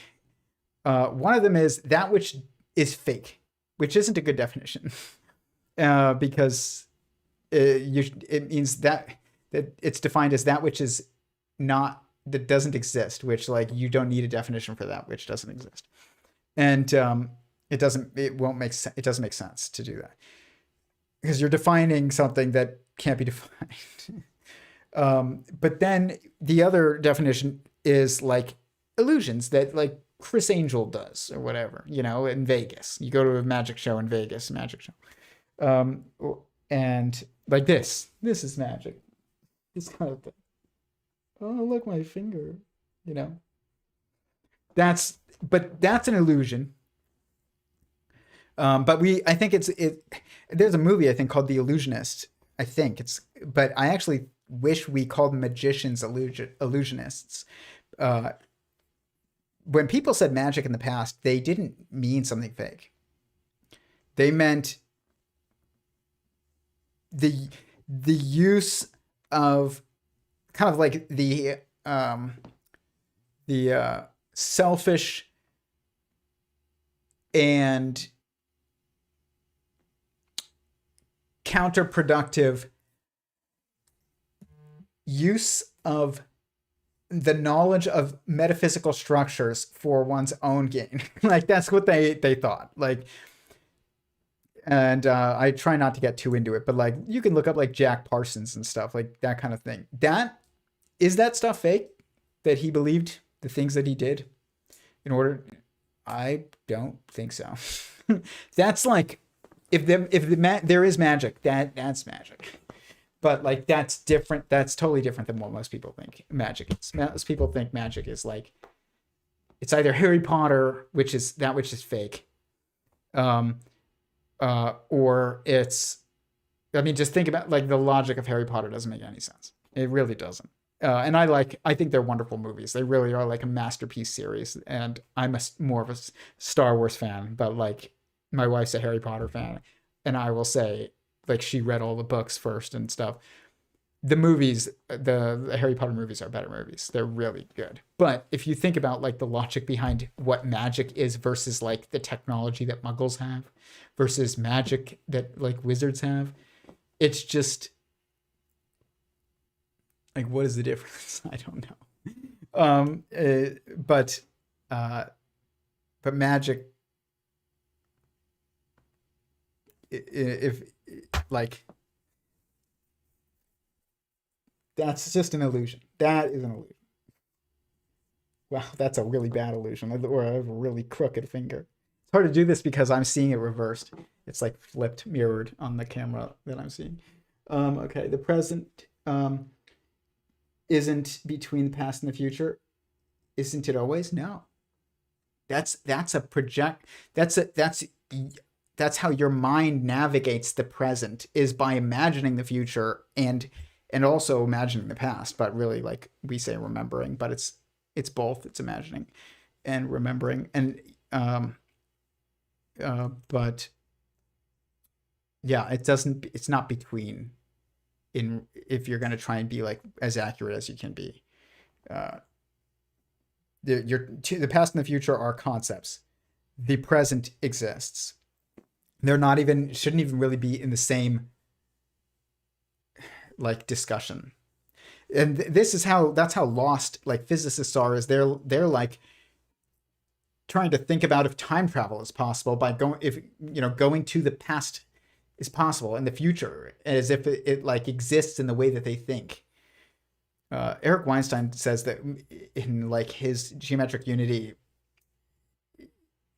maneuvering out beyond our current space-time context like model, it would require like a linguistic framework of that we don't even know how to talk about yet. He said like instead of time travel, it's like times travel. It's like, and I kind of get, I think I get a little bit what he's trying to state, but again, he's using current concepts that are not fundamental to try and construct a more fundamental terminological framework, and you just can't. So it's going to take a different approach to figure out how to even describe if it is possible to maneuver in from one moment to another moment, or one position in what we call space-time, which is just like the interaction space of a bunch of sentient beings, embodied sentient beings, from one point to another in a way that would appear to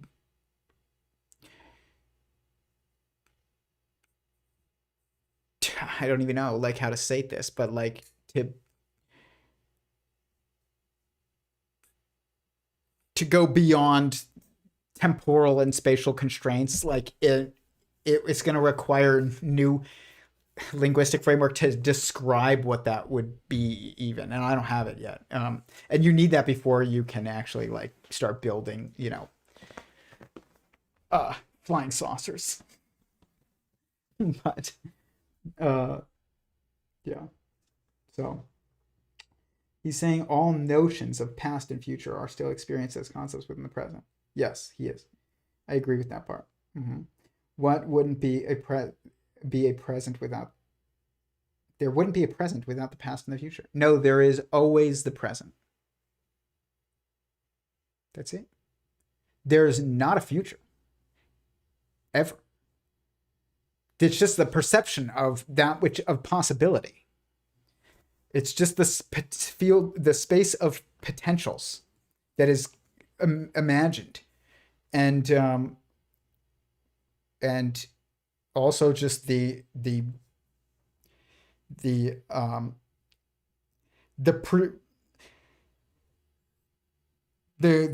remembrance of experiences that were at one that were at one point our present circumstances. That's what the past is. Again, this is why it's so hard. It's like, how do you describe what the past is without in a new way than without using the current framework of? It's just really hard. But it is possible, but it takes like kind of starting from scratch. And like, that's what I keep saying is like, don't like try and figure out what your goal is that's motivating you to ask certain questions about like, what is the nature of time? It's like, what are you really trying to figure out? Like, why things change? Why we may change, like, I mean, that's what you need to do. You have to literally like throw out the current framework and start from scratch. You can't be like, oh, but does the past really exist, or is it between the present and the future? And or is the present exist, or is it between the past and the future? Is it a circle? Like, it's just the framework is wrong.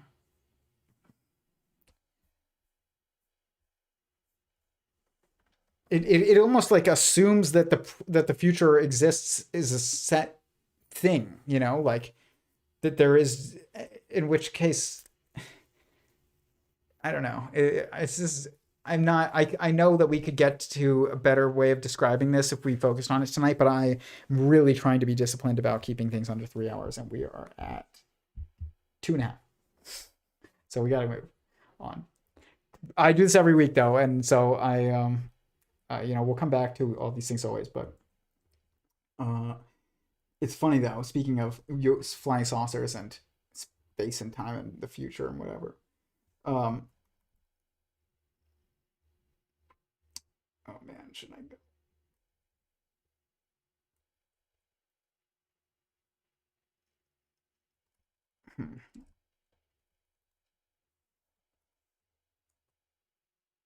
This is okay. Let's get to this. We kind of watched this clip, but brains are made of neurons. Neurons are made of molecules. Molecules are made of particles, right? Well, those particles have no definite values of any of their properties when they're not observed. They don't exist. Neither do the molecules. Neither do the brains. Nothing. The whole reductionist paradigm falls apart. Reductionism doesn't work. Reductionism is dead, and so it's also trying to. In the other metaphor we use, there's the screen and then the movie on the screen.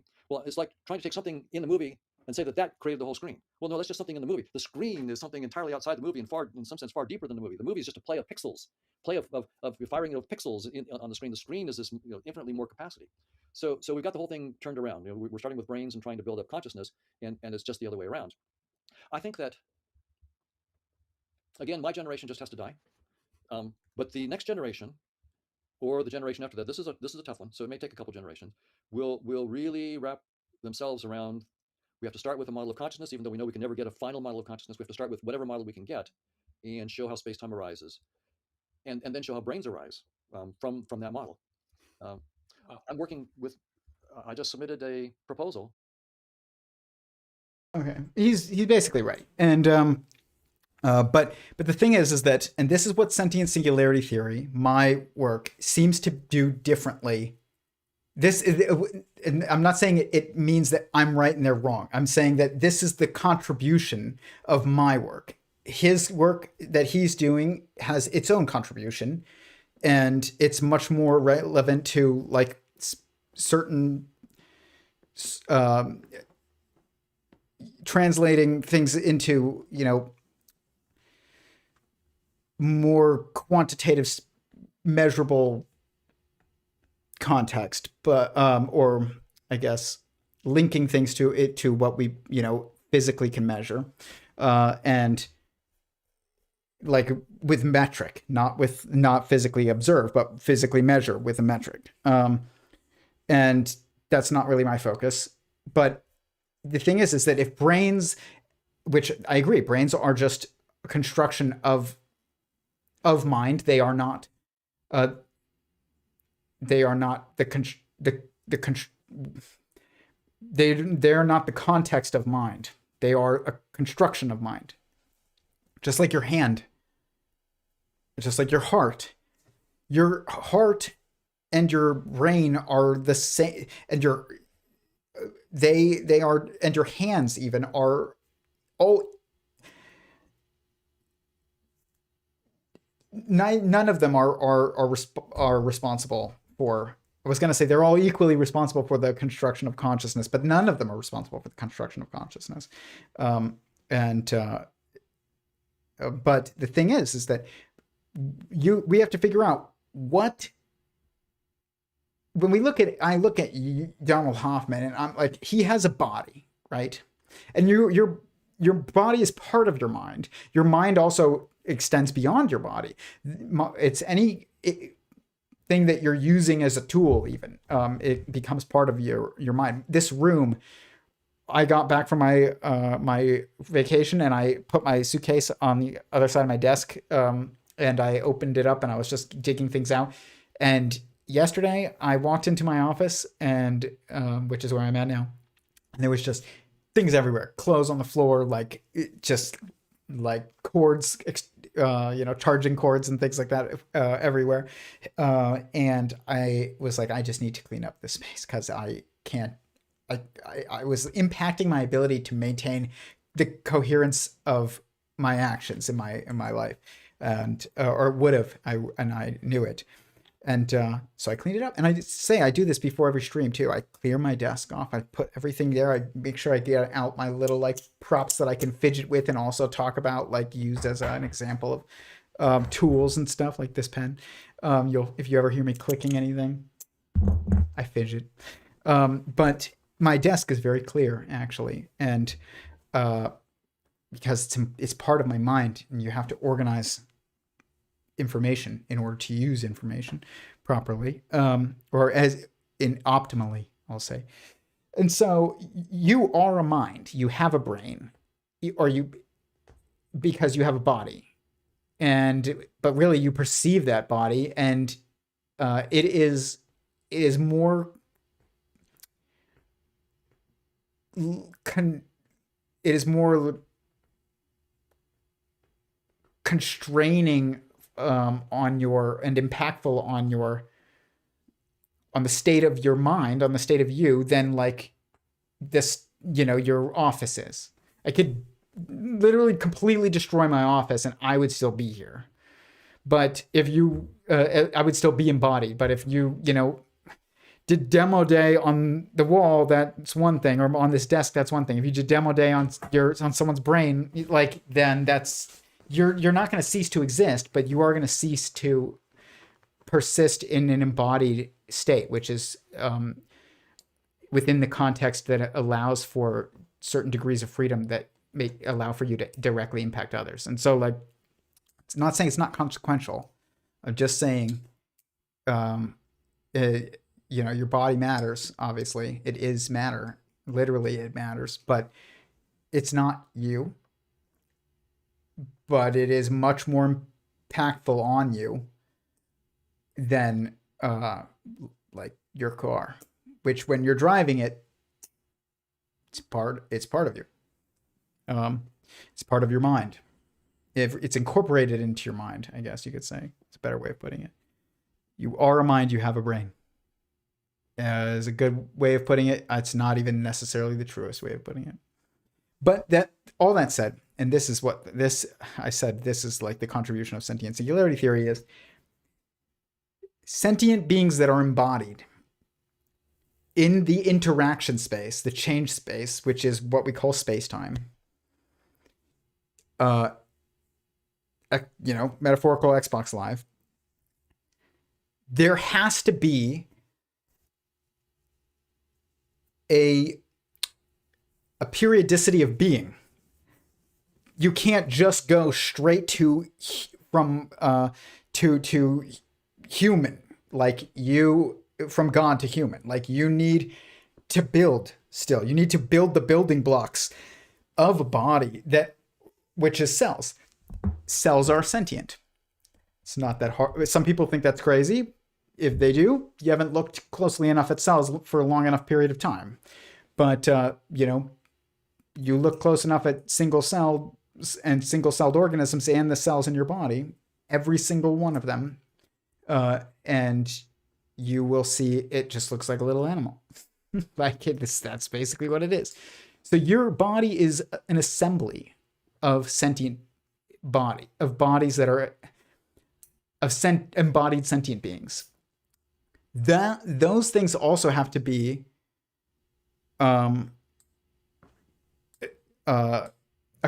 constructed of something fundamental as well, which is a bunch of embodied sentient beings. There has to be an assembly. And so in sentient singularity theory, you have this, which is the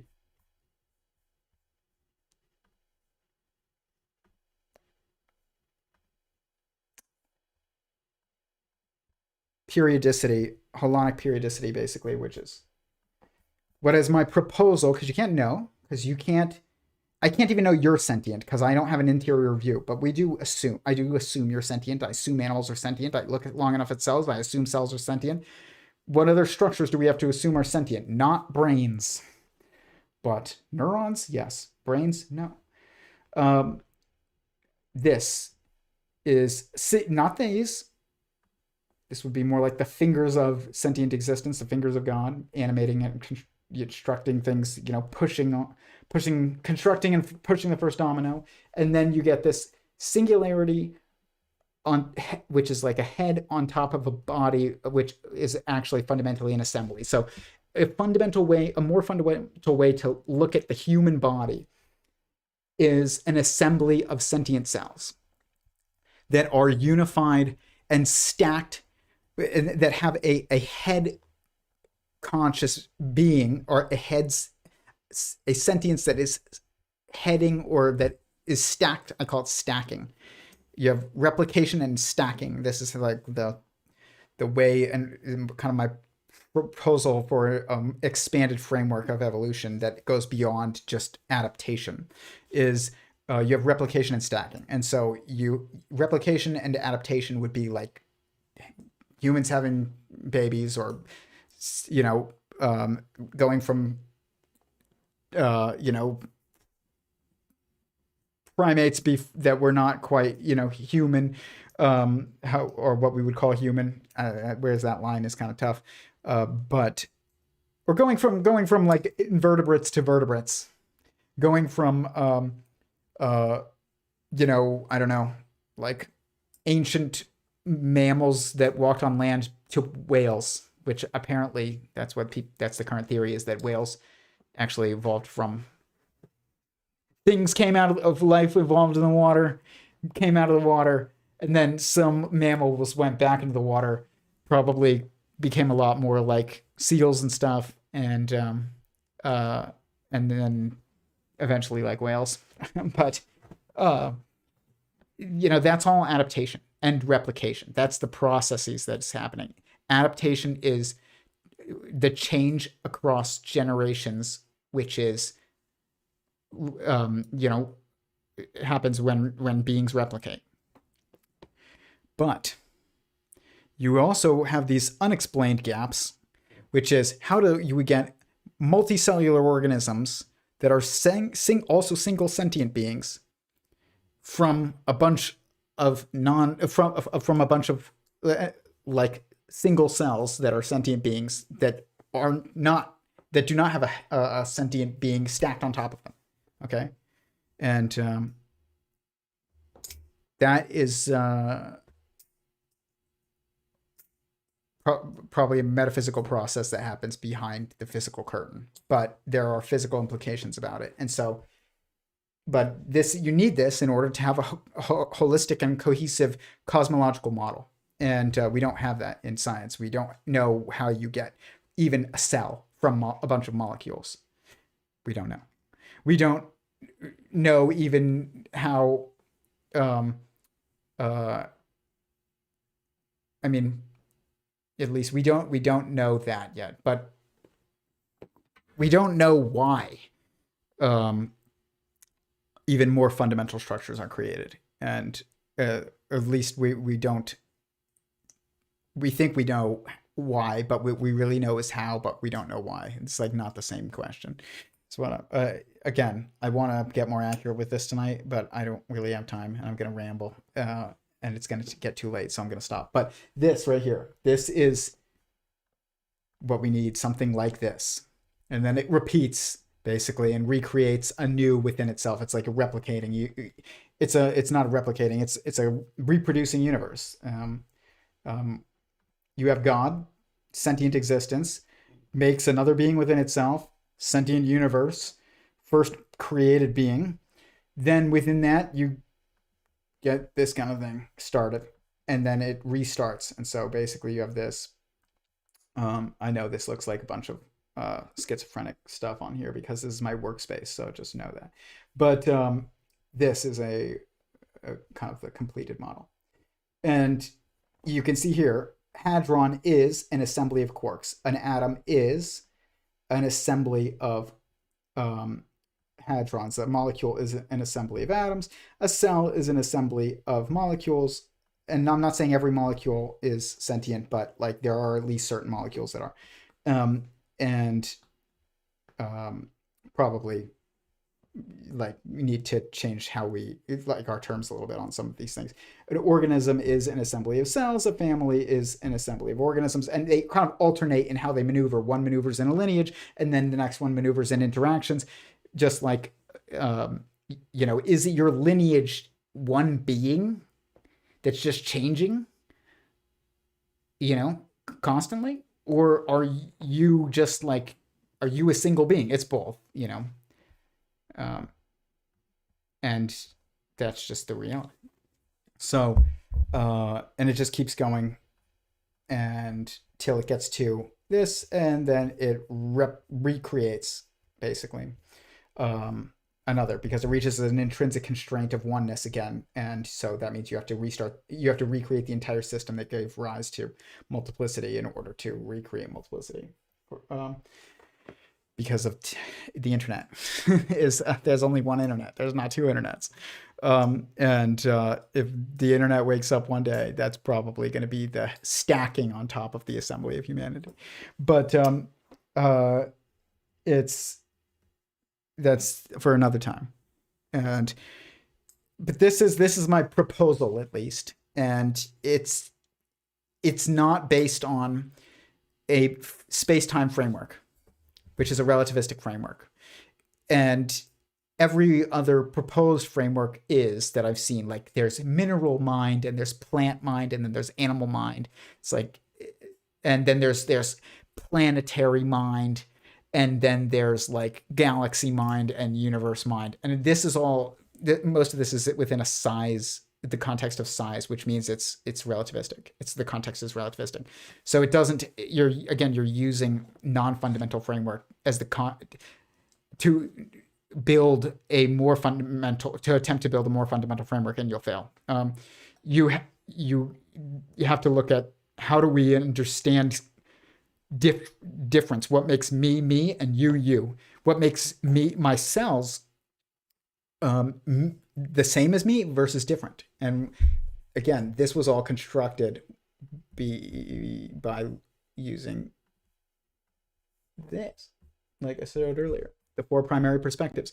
Is your cell you, or separate from you, or is it one with you? Well, it's a sentient being that is inside of you. It's both, separate and one. If a cell is outside your body, though, it's separate from one with you. See how that works? So this has implications, moral implications, even in political discussions. Is an unborn child one or a different being, or the same being as mom? Well, it's a being inside of the mom that's, part of the body of the mom. It's both. It's inside, means separate and oneness. We don't ever ask that question in politics. It's always, is it separate body or is it your body? It's both. And that's the answer. So that's why they never answer the question. I'm not going to get into like what should be law and stuff right now, but I'm just saying that's the context that you have to start thinking about. And this is, so how, you can't just say brains, like, if you start saying things like cells don't really exist, that's not necessarily true. They exist as much as you do. Probably. If any sentient being exists as much as you do, and we have to be made of other sentient beings. Like you can't just, otherwise there's a giant gap, and basically you're going to make the same problem, the same mistake that people in physics are making now, where you're like, no, space-time is doomed, therefore brains don't really, brains are not where consciousness comes from, and brains are just a construction of the mind and their conceptualization by the mind or projection of the mind. That's true. But then if you start saying that about cells, you'd be right and wrong in critical ways. And the way in which you're wrong is more critical than the way in which you're right. And so, yes, my body is a projection of mind. And your body, when I look at you, is a projection of mind. It's a projection based on your mind and my mind and God's mind all interacting. But that doesn't mean that that I'm perceiving via your body, don't exist. So there's no one inside a brain. There is someone inside a cell. And probably protons and neutrons and molecules as well. Otherwise, we got some gaps, guys. Okay.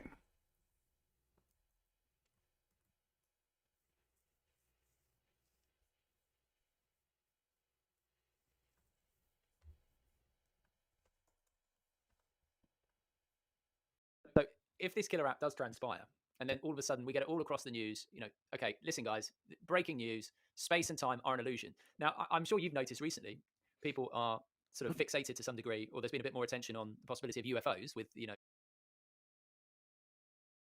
It's not enough to say space-time are an illusion. What it is if it came on the news that, okay, guys, we are now going to all accept because we've proved somehow, I'm not saying that this is the right way to even speak about it. Watch my Theories of Everything, the how-to guide video linked below in the description. If you scroll down, you'll see it.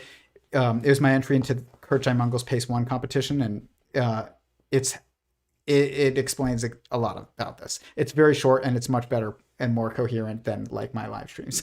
But if it came on the news and said space-time and physical matter, what we perceive as physical matter, is actually a projection and a construction from sentience or mind, as opposed to the other way around, and that sentience is fundamental or mind is fundamental, is actually what's fundamental. That's what he's saying. That's what he's trying to say. If that came on the news, then what? So here, we'll continue. the balloons flying over and all that kind of stuff. A lot of speculation about that. Now, I don't know about for you, but to me, space and time being an illusion is a bigger deal even than the discovery of UFOs. I don't know if you would agree with that. Quite a lot bigger. A lot bigger, absolutely. Yeah. Okay. And then just quickly as well, you mentioned about local realism. So Why? Because it's what it's actually stating, not which is not a negative like he described it. It's like it's not actually important when you say things like, space-time is actually not real, or it's an illusion, or it's doomed, and that's it. We discovered that. That doesn't help us at all do anything. We have to discover what is, not what isn't. You can't even discover what isn't without actually discovering what is first. This is the difference between an anti-ideology and a constructive ideology. This is like conceptually relevant to so many circumstances and beliefs. Even like in politics, it's like, why do people who call themselves anti-fascist in their like ideology, why do they burn things and destroy things? But people who are pro-liberty usually don't burn things and destroy things, like as their default response. They like want to build new countries, like the United States originally. Yes, they burned some things. They threw some tea in the harbor, but they built a country. Like, and they didn't just burn down. They didn't just burn the tea. Why? Because one of them has a goal, and the other one that is constructive. I want more of this, more liberty. The other one has the goal of, I want less of this, and that's it. There's no more of this as the focus. Yes, you would think that they actually have the same goal on paper. It's like one person is anti-tyranny and the other one is pro-liberty. These are the same ideology. On paper, yes, but in actual, if prioritizing one as your focus and your goal over the other is very different in how it motivates you and what it motivates you towards. One of them is constructive and the other one is only destructive, because it only can be. It doesn't say what the goal is. It just says the goal is to destroy. I'm anti that. It leads to a bunch of hypocrisy eventually, because your focus is on that which you are against, and so you can only move towards that which your focus. Because if you're anti-fascist, you're focusing on fascism. You're going to move towards fascism. You're anti-racist, you're going to move towards racism because you're focused on racism. But if you're pro-liberty or pro-equality, like you're moving towards like something else.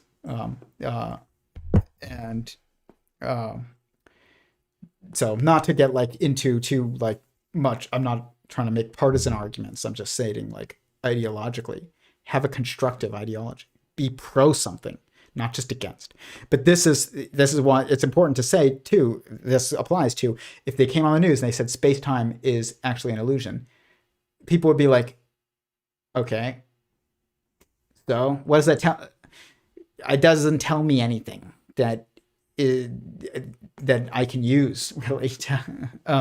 But if they came on and said, we have just proved, I'm not saying that we can do this really like the way that people think we could necessarily, but assume it's possible to prove God exists, to prove that we are basically almost cells within a side of that make up the body of a being, of an eternal someone with their own feelings and will. That would be way bigger story. Yes, that actually is a way bigger and more important story than UFOs or, grays existing or whatever. Aliens, whatever you want to call them. Yeah, that's much more important. And also wide-ranging and impactful paradigm shift in academia. It absolutely is. It impacts everything. Aliens doesn't impact everything. It's just like, okay, there's people out there that are more advanced than us. That's what it means. Okay? Guess how not new that concept is. That's happened a lot. Like, The people on Sentinel Island right now see like fighter jets fly over sometimes. What do you think they think that comes from? Like what? It's the same. It would be like the same thing. It's not. I'm not saying it wouldn't be. If they came out and they like showed what Bob Lazar was working on supposedly at Area S4 or whatever, or if like Grays landed on the White House lawn and they did it live on CNN tomorrow. Like, would that change everything about what we believe? No. It would be pretty like impressive and crazy. It would be a crazy day for sure. It would be a really unique day, but like it would not fundamentally change how we approach what our goals would be. Like, what would you choose to do differently about your life? Would you change your goals? Would you change your morals if like aliens landed on the White House lawn? No. You would keep doing exactly what you're doing. You would just stop for a little while and stare at the news for a few days, probably. But eventually you just go right back to doing what you're doing. But if you come to realize that were intentionally created by a sentient being that has their own feelings and is someone that's, the most powerful being that exists and that we exist within, would you change like a lot about how you view the world and what you think your goals should be? Yeah, absolutely you would. It would be the return of the God hypothesis within our academic institutions is absolutely the most impactful thing that could be I don't want to say realized, but I guess we'll just say realized because I can't think of a better word right now. We don't have time. By the world, or be in theological traditions, it says eventually humanity will come back to the knowledge of God, which basically means eventually humanity loses the knowledge of God, which obviously there are a bunch of people majority of people still claim to believe in God, but our like institutions have definitely dropped the idea as serious. That will not last very long. That's changing again. And it is huge.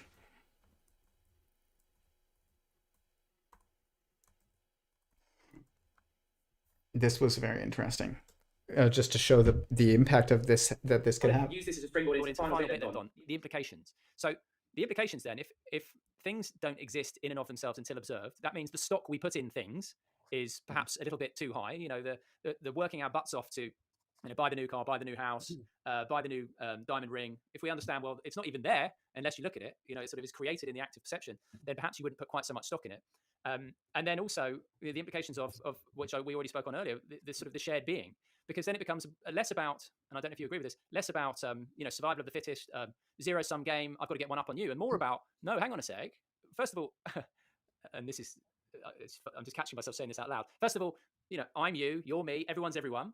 Things actually don't exist in and of themselves. We've got our priorities all wrong.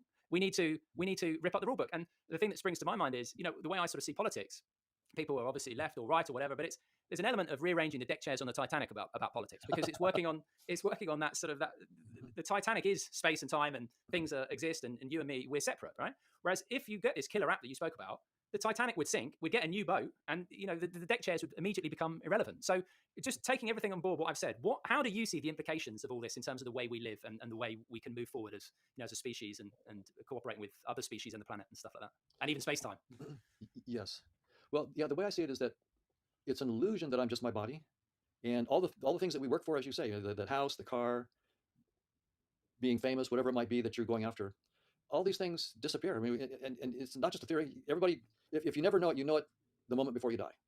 The moment before you die, you suddenly see that all that stuff that you work for, what was that all about? That's not it. You've been missing the point. You've been missing the point, and you walk away from it. And the point is it goes far deeper. It's in some sense we're here. We are, as you say, the one. So it's not you versus me fighting and competing and so forth. It really ultimately is recognizing that the person that I injure is myself. If I injure somebody else, if I judge another person because they have different politics from me or whatever, badmouth them, I'm really badmouthing myself. If I don't forgive somebody else, I'm not forgiving myself. So in some sense, I'll put it this way. The capitalist framework that we work in is what we need when we are selfish. This is what works when we are selfish. And communism does not work. Communism should work, but it doesn't, because we are under this illusion. If we really were enlightened, then communism would work. But we're not enlightened, and we're still tied to our little avatars and me versus you in competition. And so that's why in that framework, communism absolutely is a proven failure. So it does have political implications. It has personal implications, but it also has implications for how you spend your life. Sure, it's fine to enjoy a nice house and a nice car and so forth, but if that's my identity, and if in some sense my self-worth is because my house is better than your house and my car is better than your car, and that's what I think I am, Yeah. that illusion you will be disabused of that illusion, if not before, in the moment you really face your own death. You will realize, oh, I really just wasted my life on that. I wasted my life for something that is. And I've heard people on their deathbeds, I've heard them say, I seem to have spent my life distracted. This is a quote I heard from one person. I went through life distracted. Well, I wasn't in the now. I was too busy trying to get this car in the future or that thing in the future. I was always looking to the future to save me, to make me more complete. But I was always also worried that the future is going to kill me, because in the future there looms death. And so the future is always, so learning to be in the now and to recognize that I'm already this infinite intelligence, this infinite consciousness. That's what I'm here to do, is to wake up.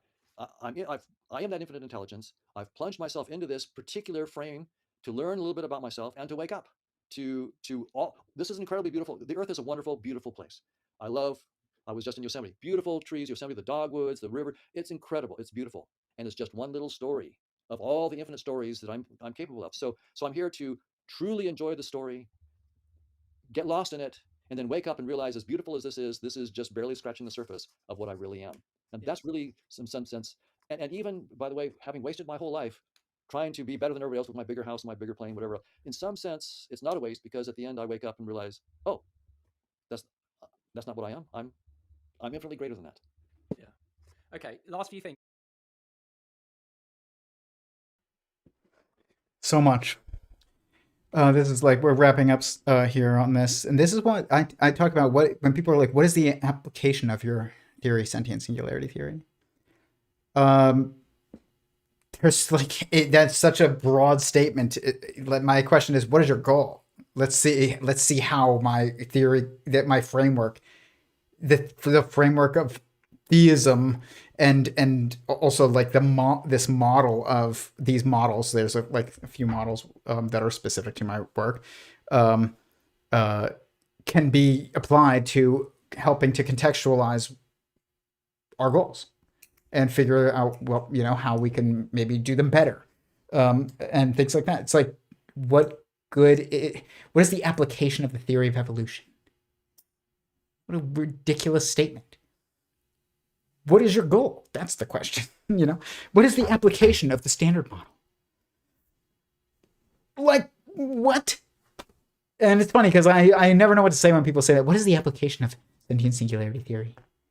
And I don't know what to say, and they're like, seems like it's useless. Well, what's the application of the standard model? You go say something that's the answer to that. There's endless answers to that. That's the problem. It's not that there's no answers, it's that there's endless answers. And but there's even more answers that come from the more fundamental the framework you go, the more fundamental the framework, the more applicable it is. And if you get as fundamental as you can go, then it's universally applicable. And so, like, really going to struggle to definitively, off the cuff, give a specific answer to the most general question. But it's funny because, everybody wants to always have like a physical or technological application. They're like, is this gonna help us time travel? Is this gonna help us, go faster than the speed of light, or bypass the speed of light constraint? This is like what Eric wants to do with geometric unity, and that's kind of his focus. And I'm not saying it's not possible with geometric unity. I actually think that he's got a shot. But is it the most important application? of a theory. Maybe it's the most important application of geometric unity, but it's not the most important application of sentient singularity theory, even though it is possibly relevant. The most important application of a being that places sentience as primal and definitively is what are the applications that most impact sentient beings. And so that's why I how does this help us understand how to ask the right questions in order to get the right answers and do the right things? And understand what it takes to live a fulfilled life and do good. Like that's I think the most important applications of sentient singularity theory. It's not just those. It's also got physical, technological applications and biological implications and evolutionary presuppositions. But like its most important applications is in us being able to understand how to improve our ability to understand our mind and therefore actually improve our ability to think, and also our ability to use a better understanding of a truer context in order to help us understand what is good, what we should do, and what matters the most, which is sentient beings, obviously, if that's what's fundamental. You, and not you for your own enjoyment's sake, but meaning. Like, and this is the thing. And when he says, and I totally agree with him when he says, people will know this on their deathbed, and if not right before, I would say right after they die. And I think you will definitely know this after you die. If you don't know this after you die, then you don't exist anymore, even metaphysically. But my grandma, just to give a testimony to what Donald Hoffman just said and add to that, my grandma called me on her deathbed when I was in California working, and she was in Arizona and dying, and she called me, and nobody had her call me. My grandma maintained her ability to communicate coherently and clearly till the very, very end. And she called me, and she was like, I was at work, and she was like, "Do you have a minute?" And I was like, "Yes." And I knew she wasn't in the hospital. I knew she wasn't doing well, and I'd already spoken to her like when my family had called and like put me on, but they told me she wasn't doing well. But my family had been telling me she was dying constantly for years, and I would go back and she would look younger, and so I didn't know whether or not it was actually happening. But this was the first time she called me on her own, and she was like, "Tyler, I'm dying, and I do not have long left, and it's probably going to be the last time I speak to you." And she was so like nonchalant about it. It was like she didn't sound like she was dying. She wasn't raspy. She was clear, and she sounded like she just called me to say what's up. And she was like, "I'm dying," and she just wanted to. She was like, "I want to say, goodbye," and that is like an emotional thing to say right now, a little bit for me. But she said, "I don't know if there's a heaven or God. I hope there is, but I also know that I'm so grateful." And she was like a woman that like, she was a diva. Okay. Like my grandpa would hold the door for her, and like, she liked, I don't know. She was just like, she from what stories I heard about her before I was born is that she was like the woman who always had her nails done and was dressed nicely. But she said to me, in that conversation, she said, "The most important thing to me right now, and what I'm so grateful for, is that I am leaving behind," and was able to have two wonderful children, my mom and her sister, and who went on to have lots of wonderful children, and that you know, because I was here, there's like, I'm leaving behind more people. It was all about who she was leaving behind and who she impacted most in the world. You know, and she was grateful for it. She didn't say anything about like being afraid of, you know, she didn't even know God existed or if heaven existed. And they do, by the way, but she knew what was important. And then she was super winded, and you could just tell she was like out of breath, and she was like, okay, I'm gonna go. And I was like, okay. And that's how I knew it was like really serious as she called me, and that it was true, is that even though she said what she said, it was only 5 minutes. By the end of the 5 minutes, it sounded like she had no energy left. Even though she started off sounding like I'm sounding now. She didn't sound like, it's not like she called me up and was like, Tyler, I'm dying. She called me up. She was like, Tyler, I'm dying. And this is probably the last time I'm going to speak to you. And then by the time she was done saying those things to me, she just sounded like she had no energy left. It was like, it's just a different concept than we think of, because we just have movies as our reference a lot of times. Like what it looks like when somebody's dying. And sometimes it looks like a little different, but if somebody's dying of just old age, basically, like they're not, it's just different than what we kind of assume. But she knew what was valuable, and she was grateful for it. I'll never forget it. So Donald Hoffman is right. And for those who don't realize it on their deathbed, they realize it after. For sure. You know, he goes on to say, you can't take your material possessions with you, something like that here. And it just makes me think about the ancient Egyptians, how they were buried with all of their riches and their trinkets. And Egypt is just thought of in the Bible as like just this like horribly selfish and lost society. But in like, you know, more spiritual but not religious tradition, like communities today, it's just assumed to have been this like super wise society. And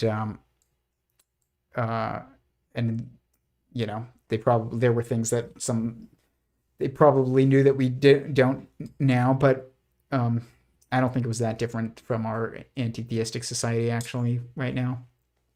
And like, just look at the tombs that, you know, and the way that they even try and preserve bodies. You look at like a theological tradition like Judaism, in Orthodox Judaism or like observant Judaism, you are supposed to be, you die, you get buried in a wooden box as quickly as possible, basically, so that you can give your physical energy back to the system as quickly as possible. You're supposed to let it go. And that is the opposite of the Egyptians, which is just hilarious, because you know, they literally like preserved their bodies, you know, not just like buried themselves with their trinkets. They preserved their bodies. What a lost society. Like worse than us even now. Tutankhamun, that guy, poor guy. Yeah, I mean, but the thing is like, if he's, you know, he know the truth now. If he still exists, he knows the truth now for sure. So we shouldn't even feel bad for him, I guess.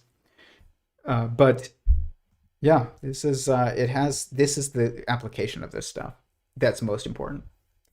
Like, how does your theory help me understand what my goals should be?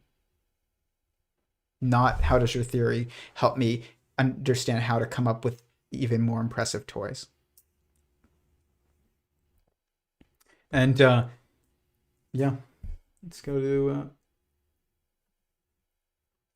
he says on here that somebody had mentioned, like, he gives a story of like two soldiers that in World War II that stand up and kill each other, and you know, shoot at each other and kill each other. And you know, I I have a concealed carry permit, and I've seen like videos of people do this in Florida. Like where people just were not de-escalating the situation, and they let their egos get into the way of them, and like both of them ended up like thinking the other one was bad and shooting each other. And you have to think about these things if you're gonna carry a weapon with you, and do it responsibly.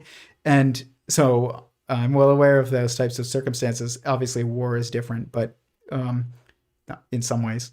But they said, he's like, what happens out to both those guys after they both shoot each other is they probably, you know, forgive each other in heaven or something. And I thought about that, and it's like, yeah, probably like both of them would shoot each other, and then immediately like they'd probably like, you know, forgive each other in heaven.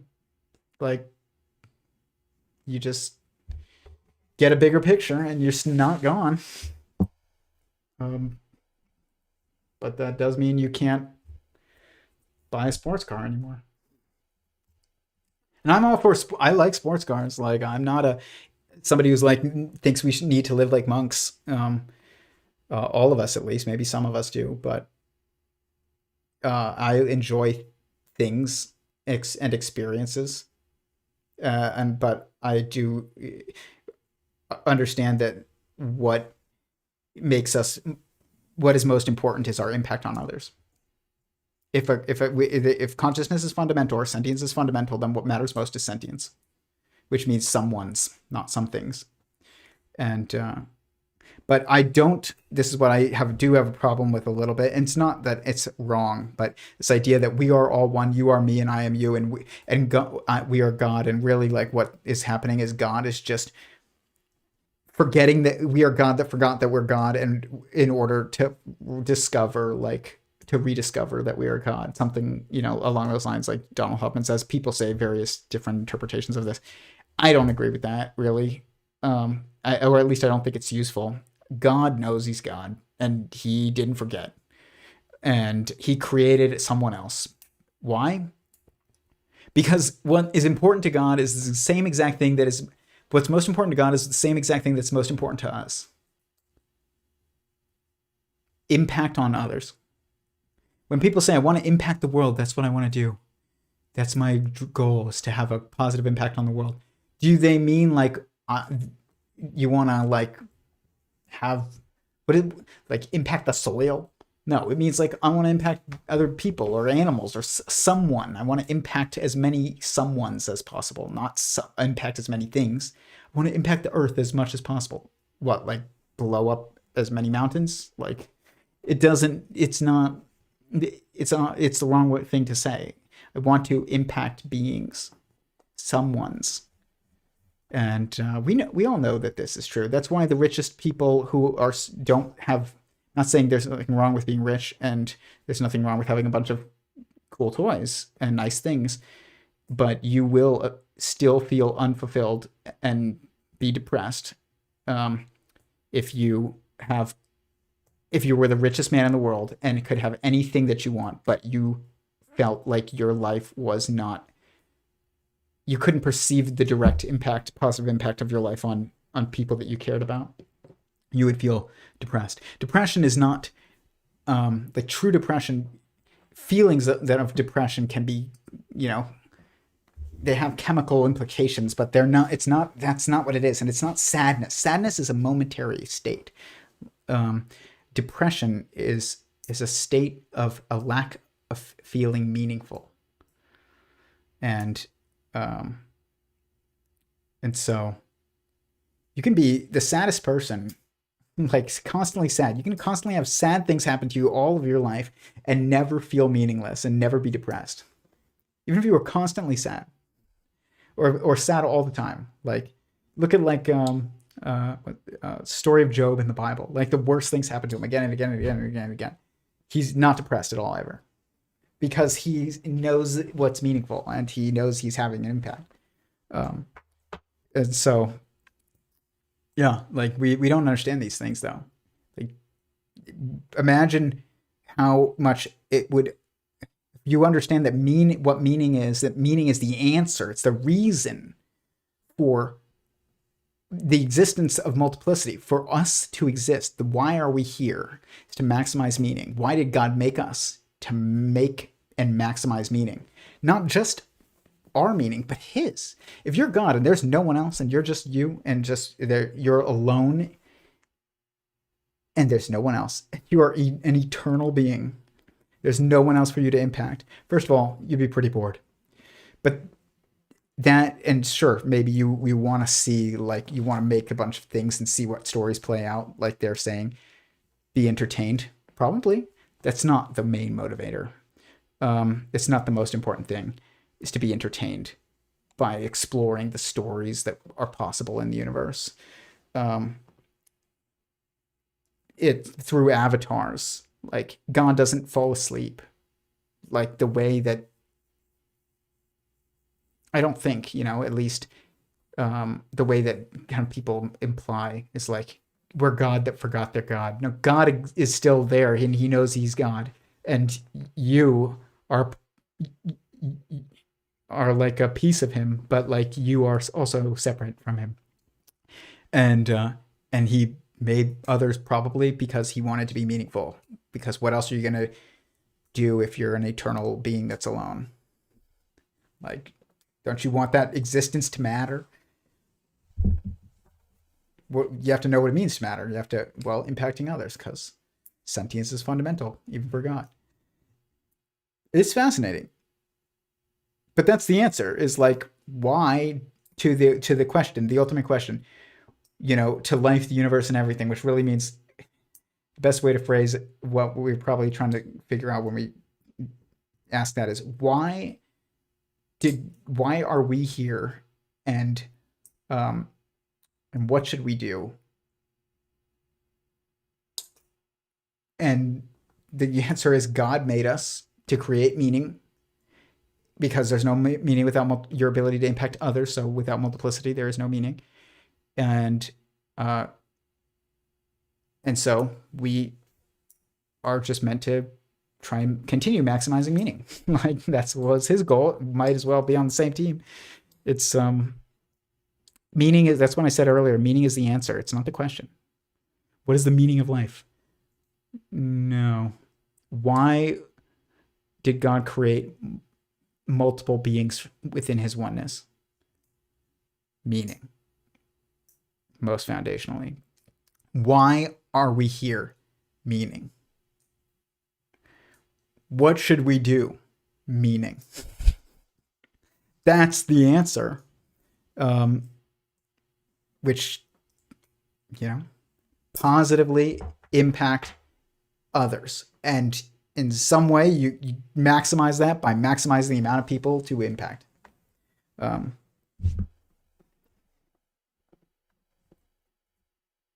see. And this is the last clip. I know we went over 3 hours. Well, we did. Man. If they go along with this, and they should, in my view, then death is not what we imagine it to be. As C.S. Lewis said, it's we stand up and go, phew, that was intense, but it wasn't as real as I thought. It was different to how I thought. But the final question, though, is about how. And you touched on letting go of thoughts there. And I know that you've meditated for 2 decades. I think it's 2 decades you told me. And I know you started out as a stress reduction tool to help you sleep. But then it's gone much deeper to that. And I could tell when you were talking about touching into that, that infinite being, that infinite intelligence, that's coming from an experiential place. And so just in terms of the how of getting in touch with this, to be it rather than to think it, what would your advice be then for people to perhaps apart from being as kind as they can to everyone else, to love thy neighbor, as that wise fellow Jesus said, apart from that, in terms of, okay, let's call it a practice, how would you advise people tap into this? Well, what I would suggest is that there are really good spiritual teachers who can give good advice. I can say a little bit, but then I'll just mention a couple of spiritual teachers. I wouldn't take what I say too seriously, because I'm just a scientist. That I do a little bit of this, but there are some spiritual teachers that I really trust. But what I do is I sit and comfortably, and it helps to feel your body, to feel your hands, to feel your legs, just to allow attention to go into your body, maybe to allow attention to go into how you breathe.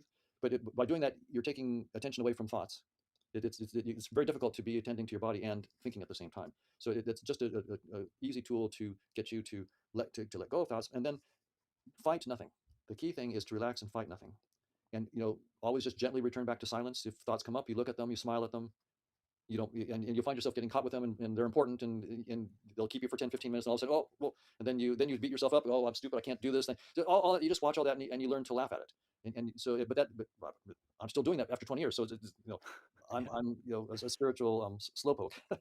um, but Rupert Spira that I had the conversation with, I mean, he's a wonderful spiritual teacher, and Eckhart Tolle, I mean, they're wonderful spiritual teachers, and they have wonderful talks. I mean, I listen to Eckhart a lot, for example. Yeah, And Rupert, they much better than me can give you practical tools, and even just listening to them is a meditative thing, right? Yeah, They're speaking. I'm speaking as a scientist. I still have a lot of thoughts going on in my head. I may not be bringing people into presence, where these guys are actually bringing. They will, just by listening to them, they're bringing you into this presence of just being without concepts, because they're there when they're talking, and so that invites you to go there with them. So that's my take: is spiritual teachers like Rupert Spira and Eckhart Tolle and others, listen to their tapes. I haven't listened to them. I'm not going to say whether or not that's a good idea or not, but I think it's probably a good idea to listen to them at some point and see if it works for you. But the question is like, what is our goal with this? Like when he says, and I will say this, and and I'm not alone in this, and I'm not unique in this, and I'm not special in this, but I have, since becoming a theist, had very, very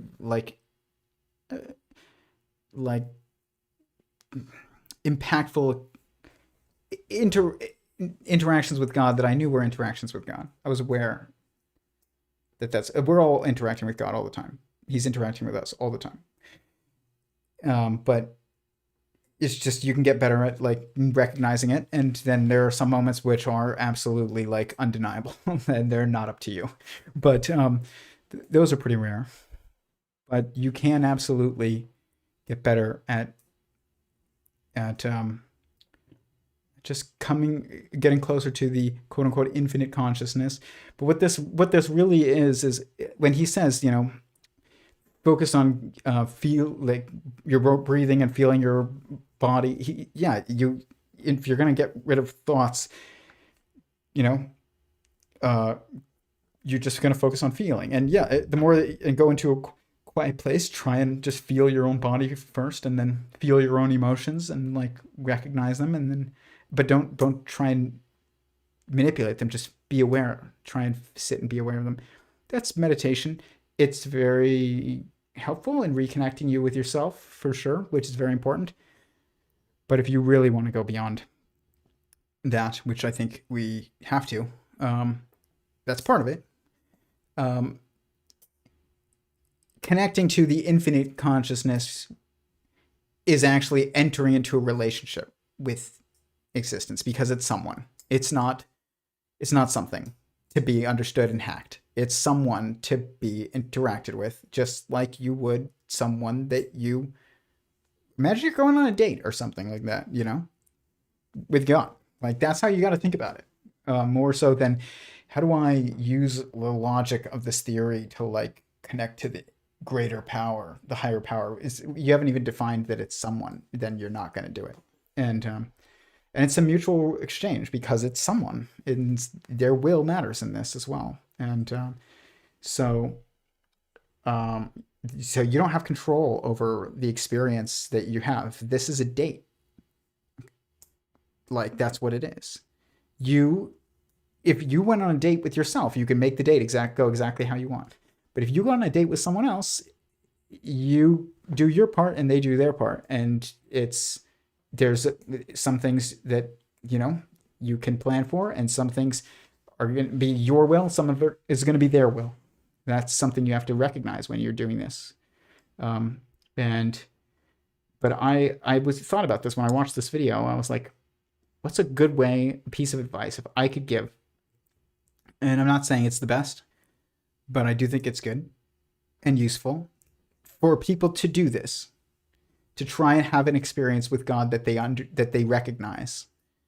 Not, like I said, we're always like having experiences with God. We're always interacting with God. We just don't know it all the time. And some people really don't know it, but God knows it. But how do we have one that we know? And not just one that we know it, but God knows that we know it, and God knows that we know it. Think about it as kind of like a date. And it has to be like, obviously not romantic, but just like it's you're meeting with a friend, even. That's, you're meeting up with a parental figure, whatever. It's someone. That's the point. It's not something that you're meeting. And it's the goal is a relationship. So this was what I came up with, and there might be better advice, but I tried to come up with something because Simon asked.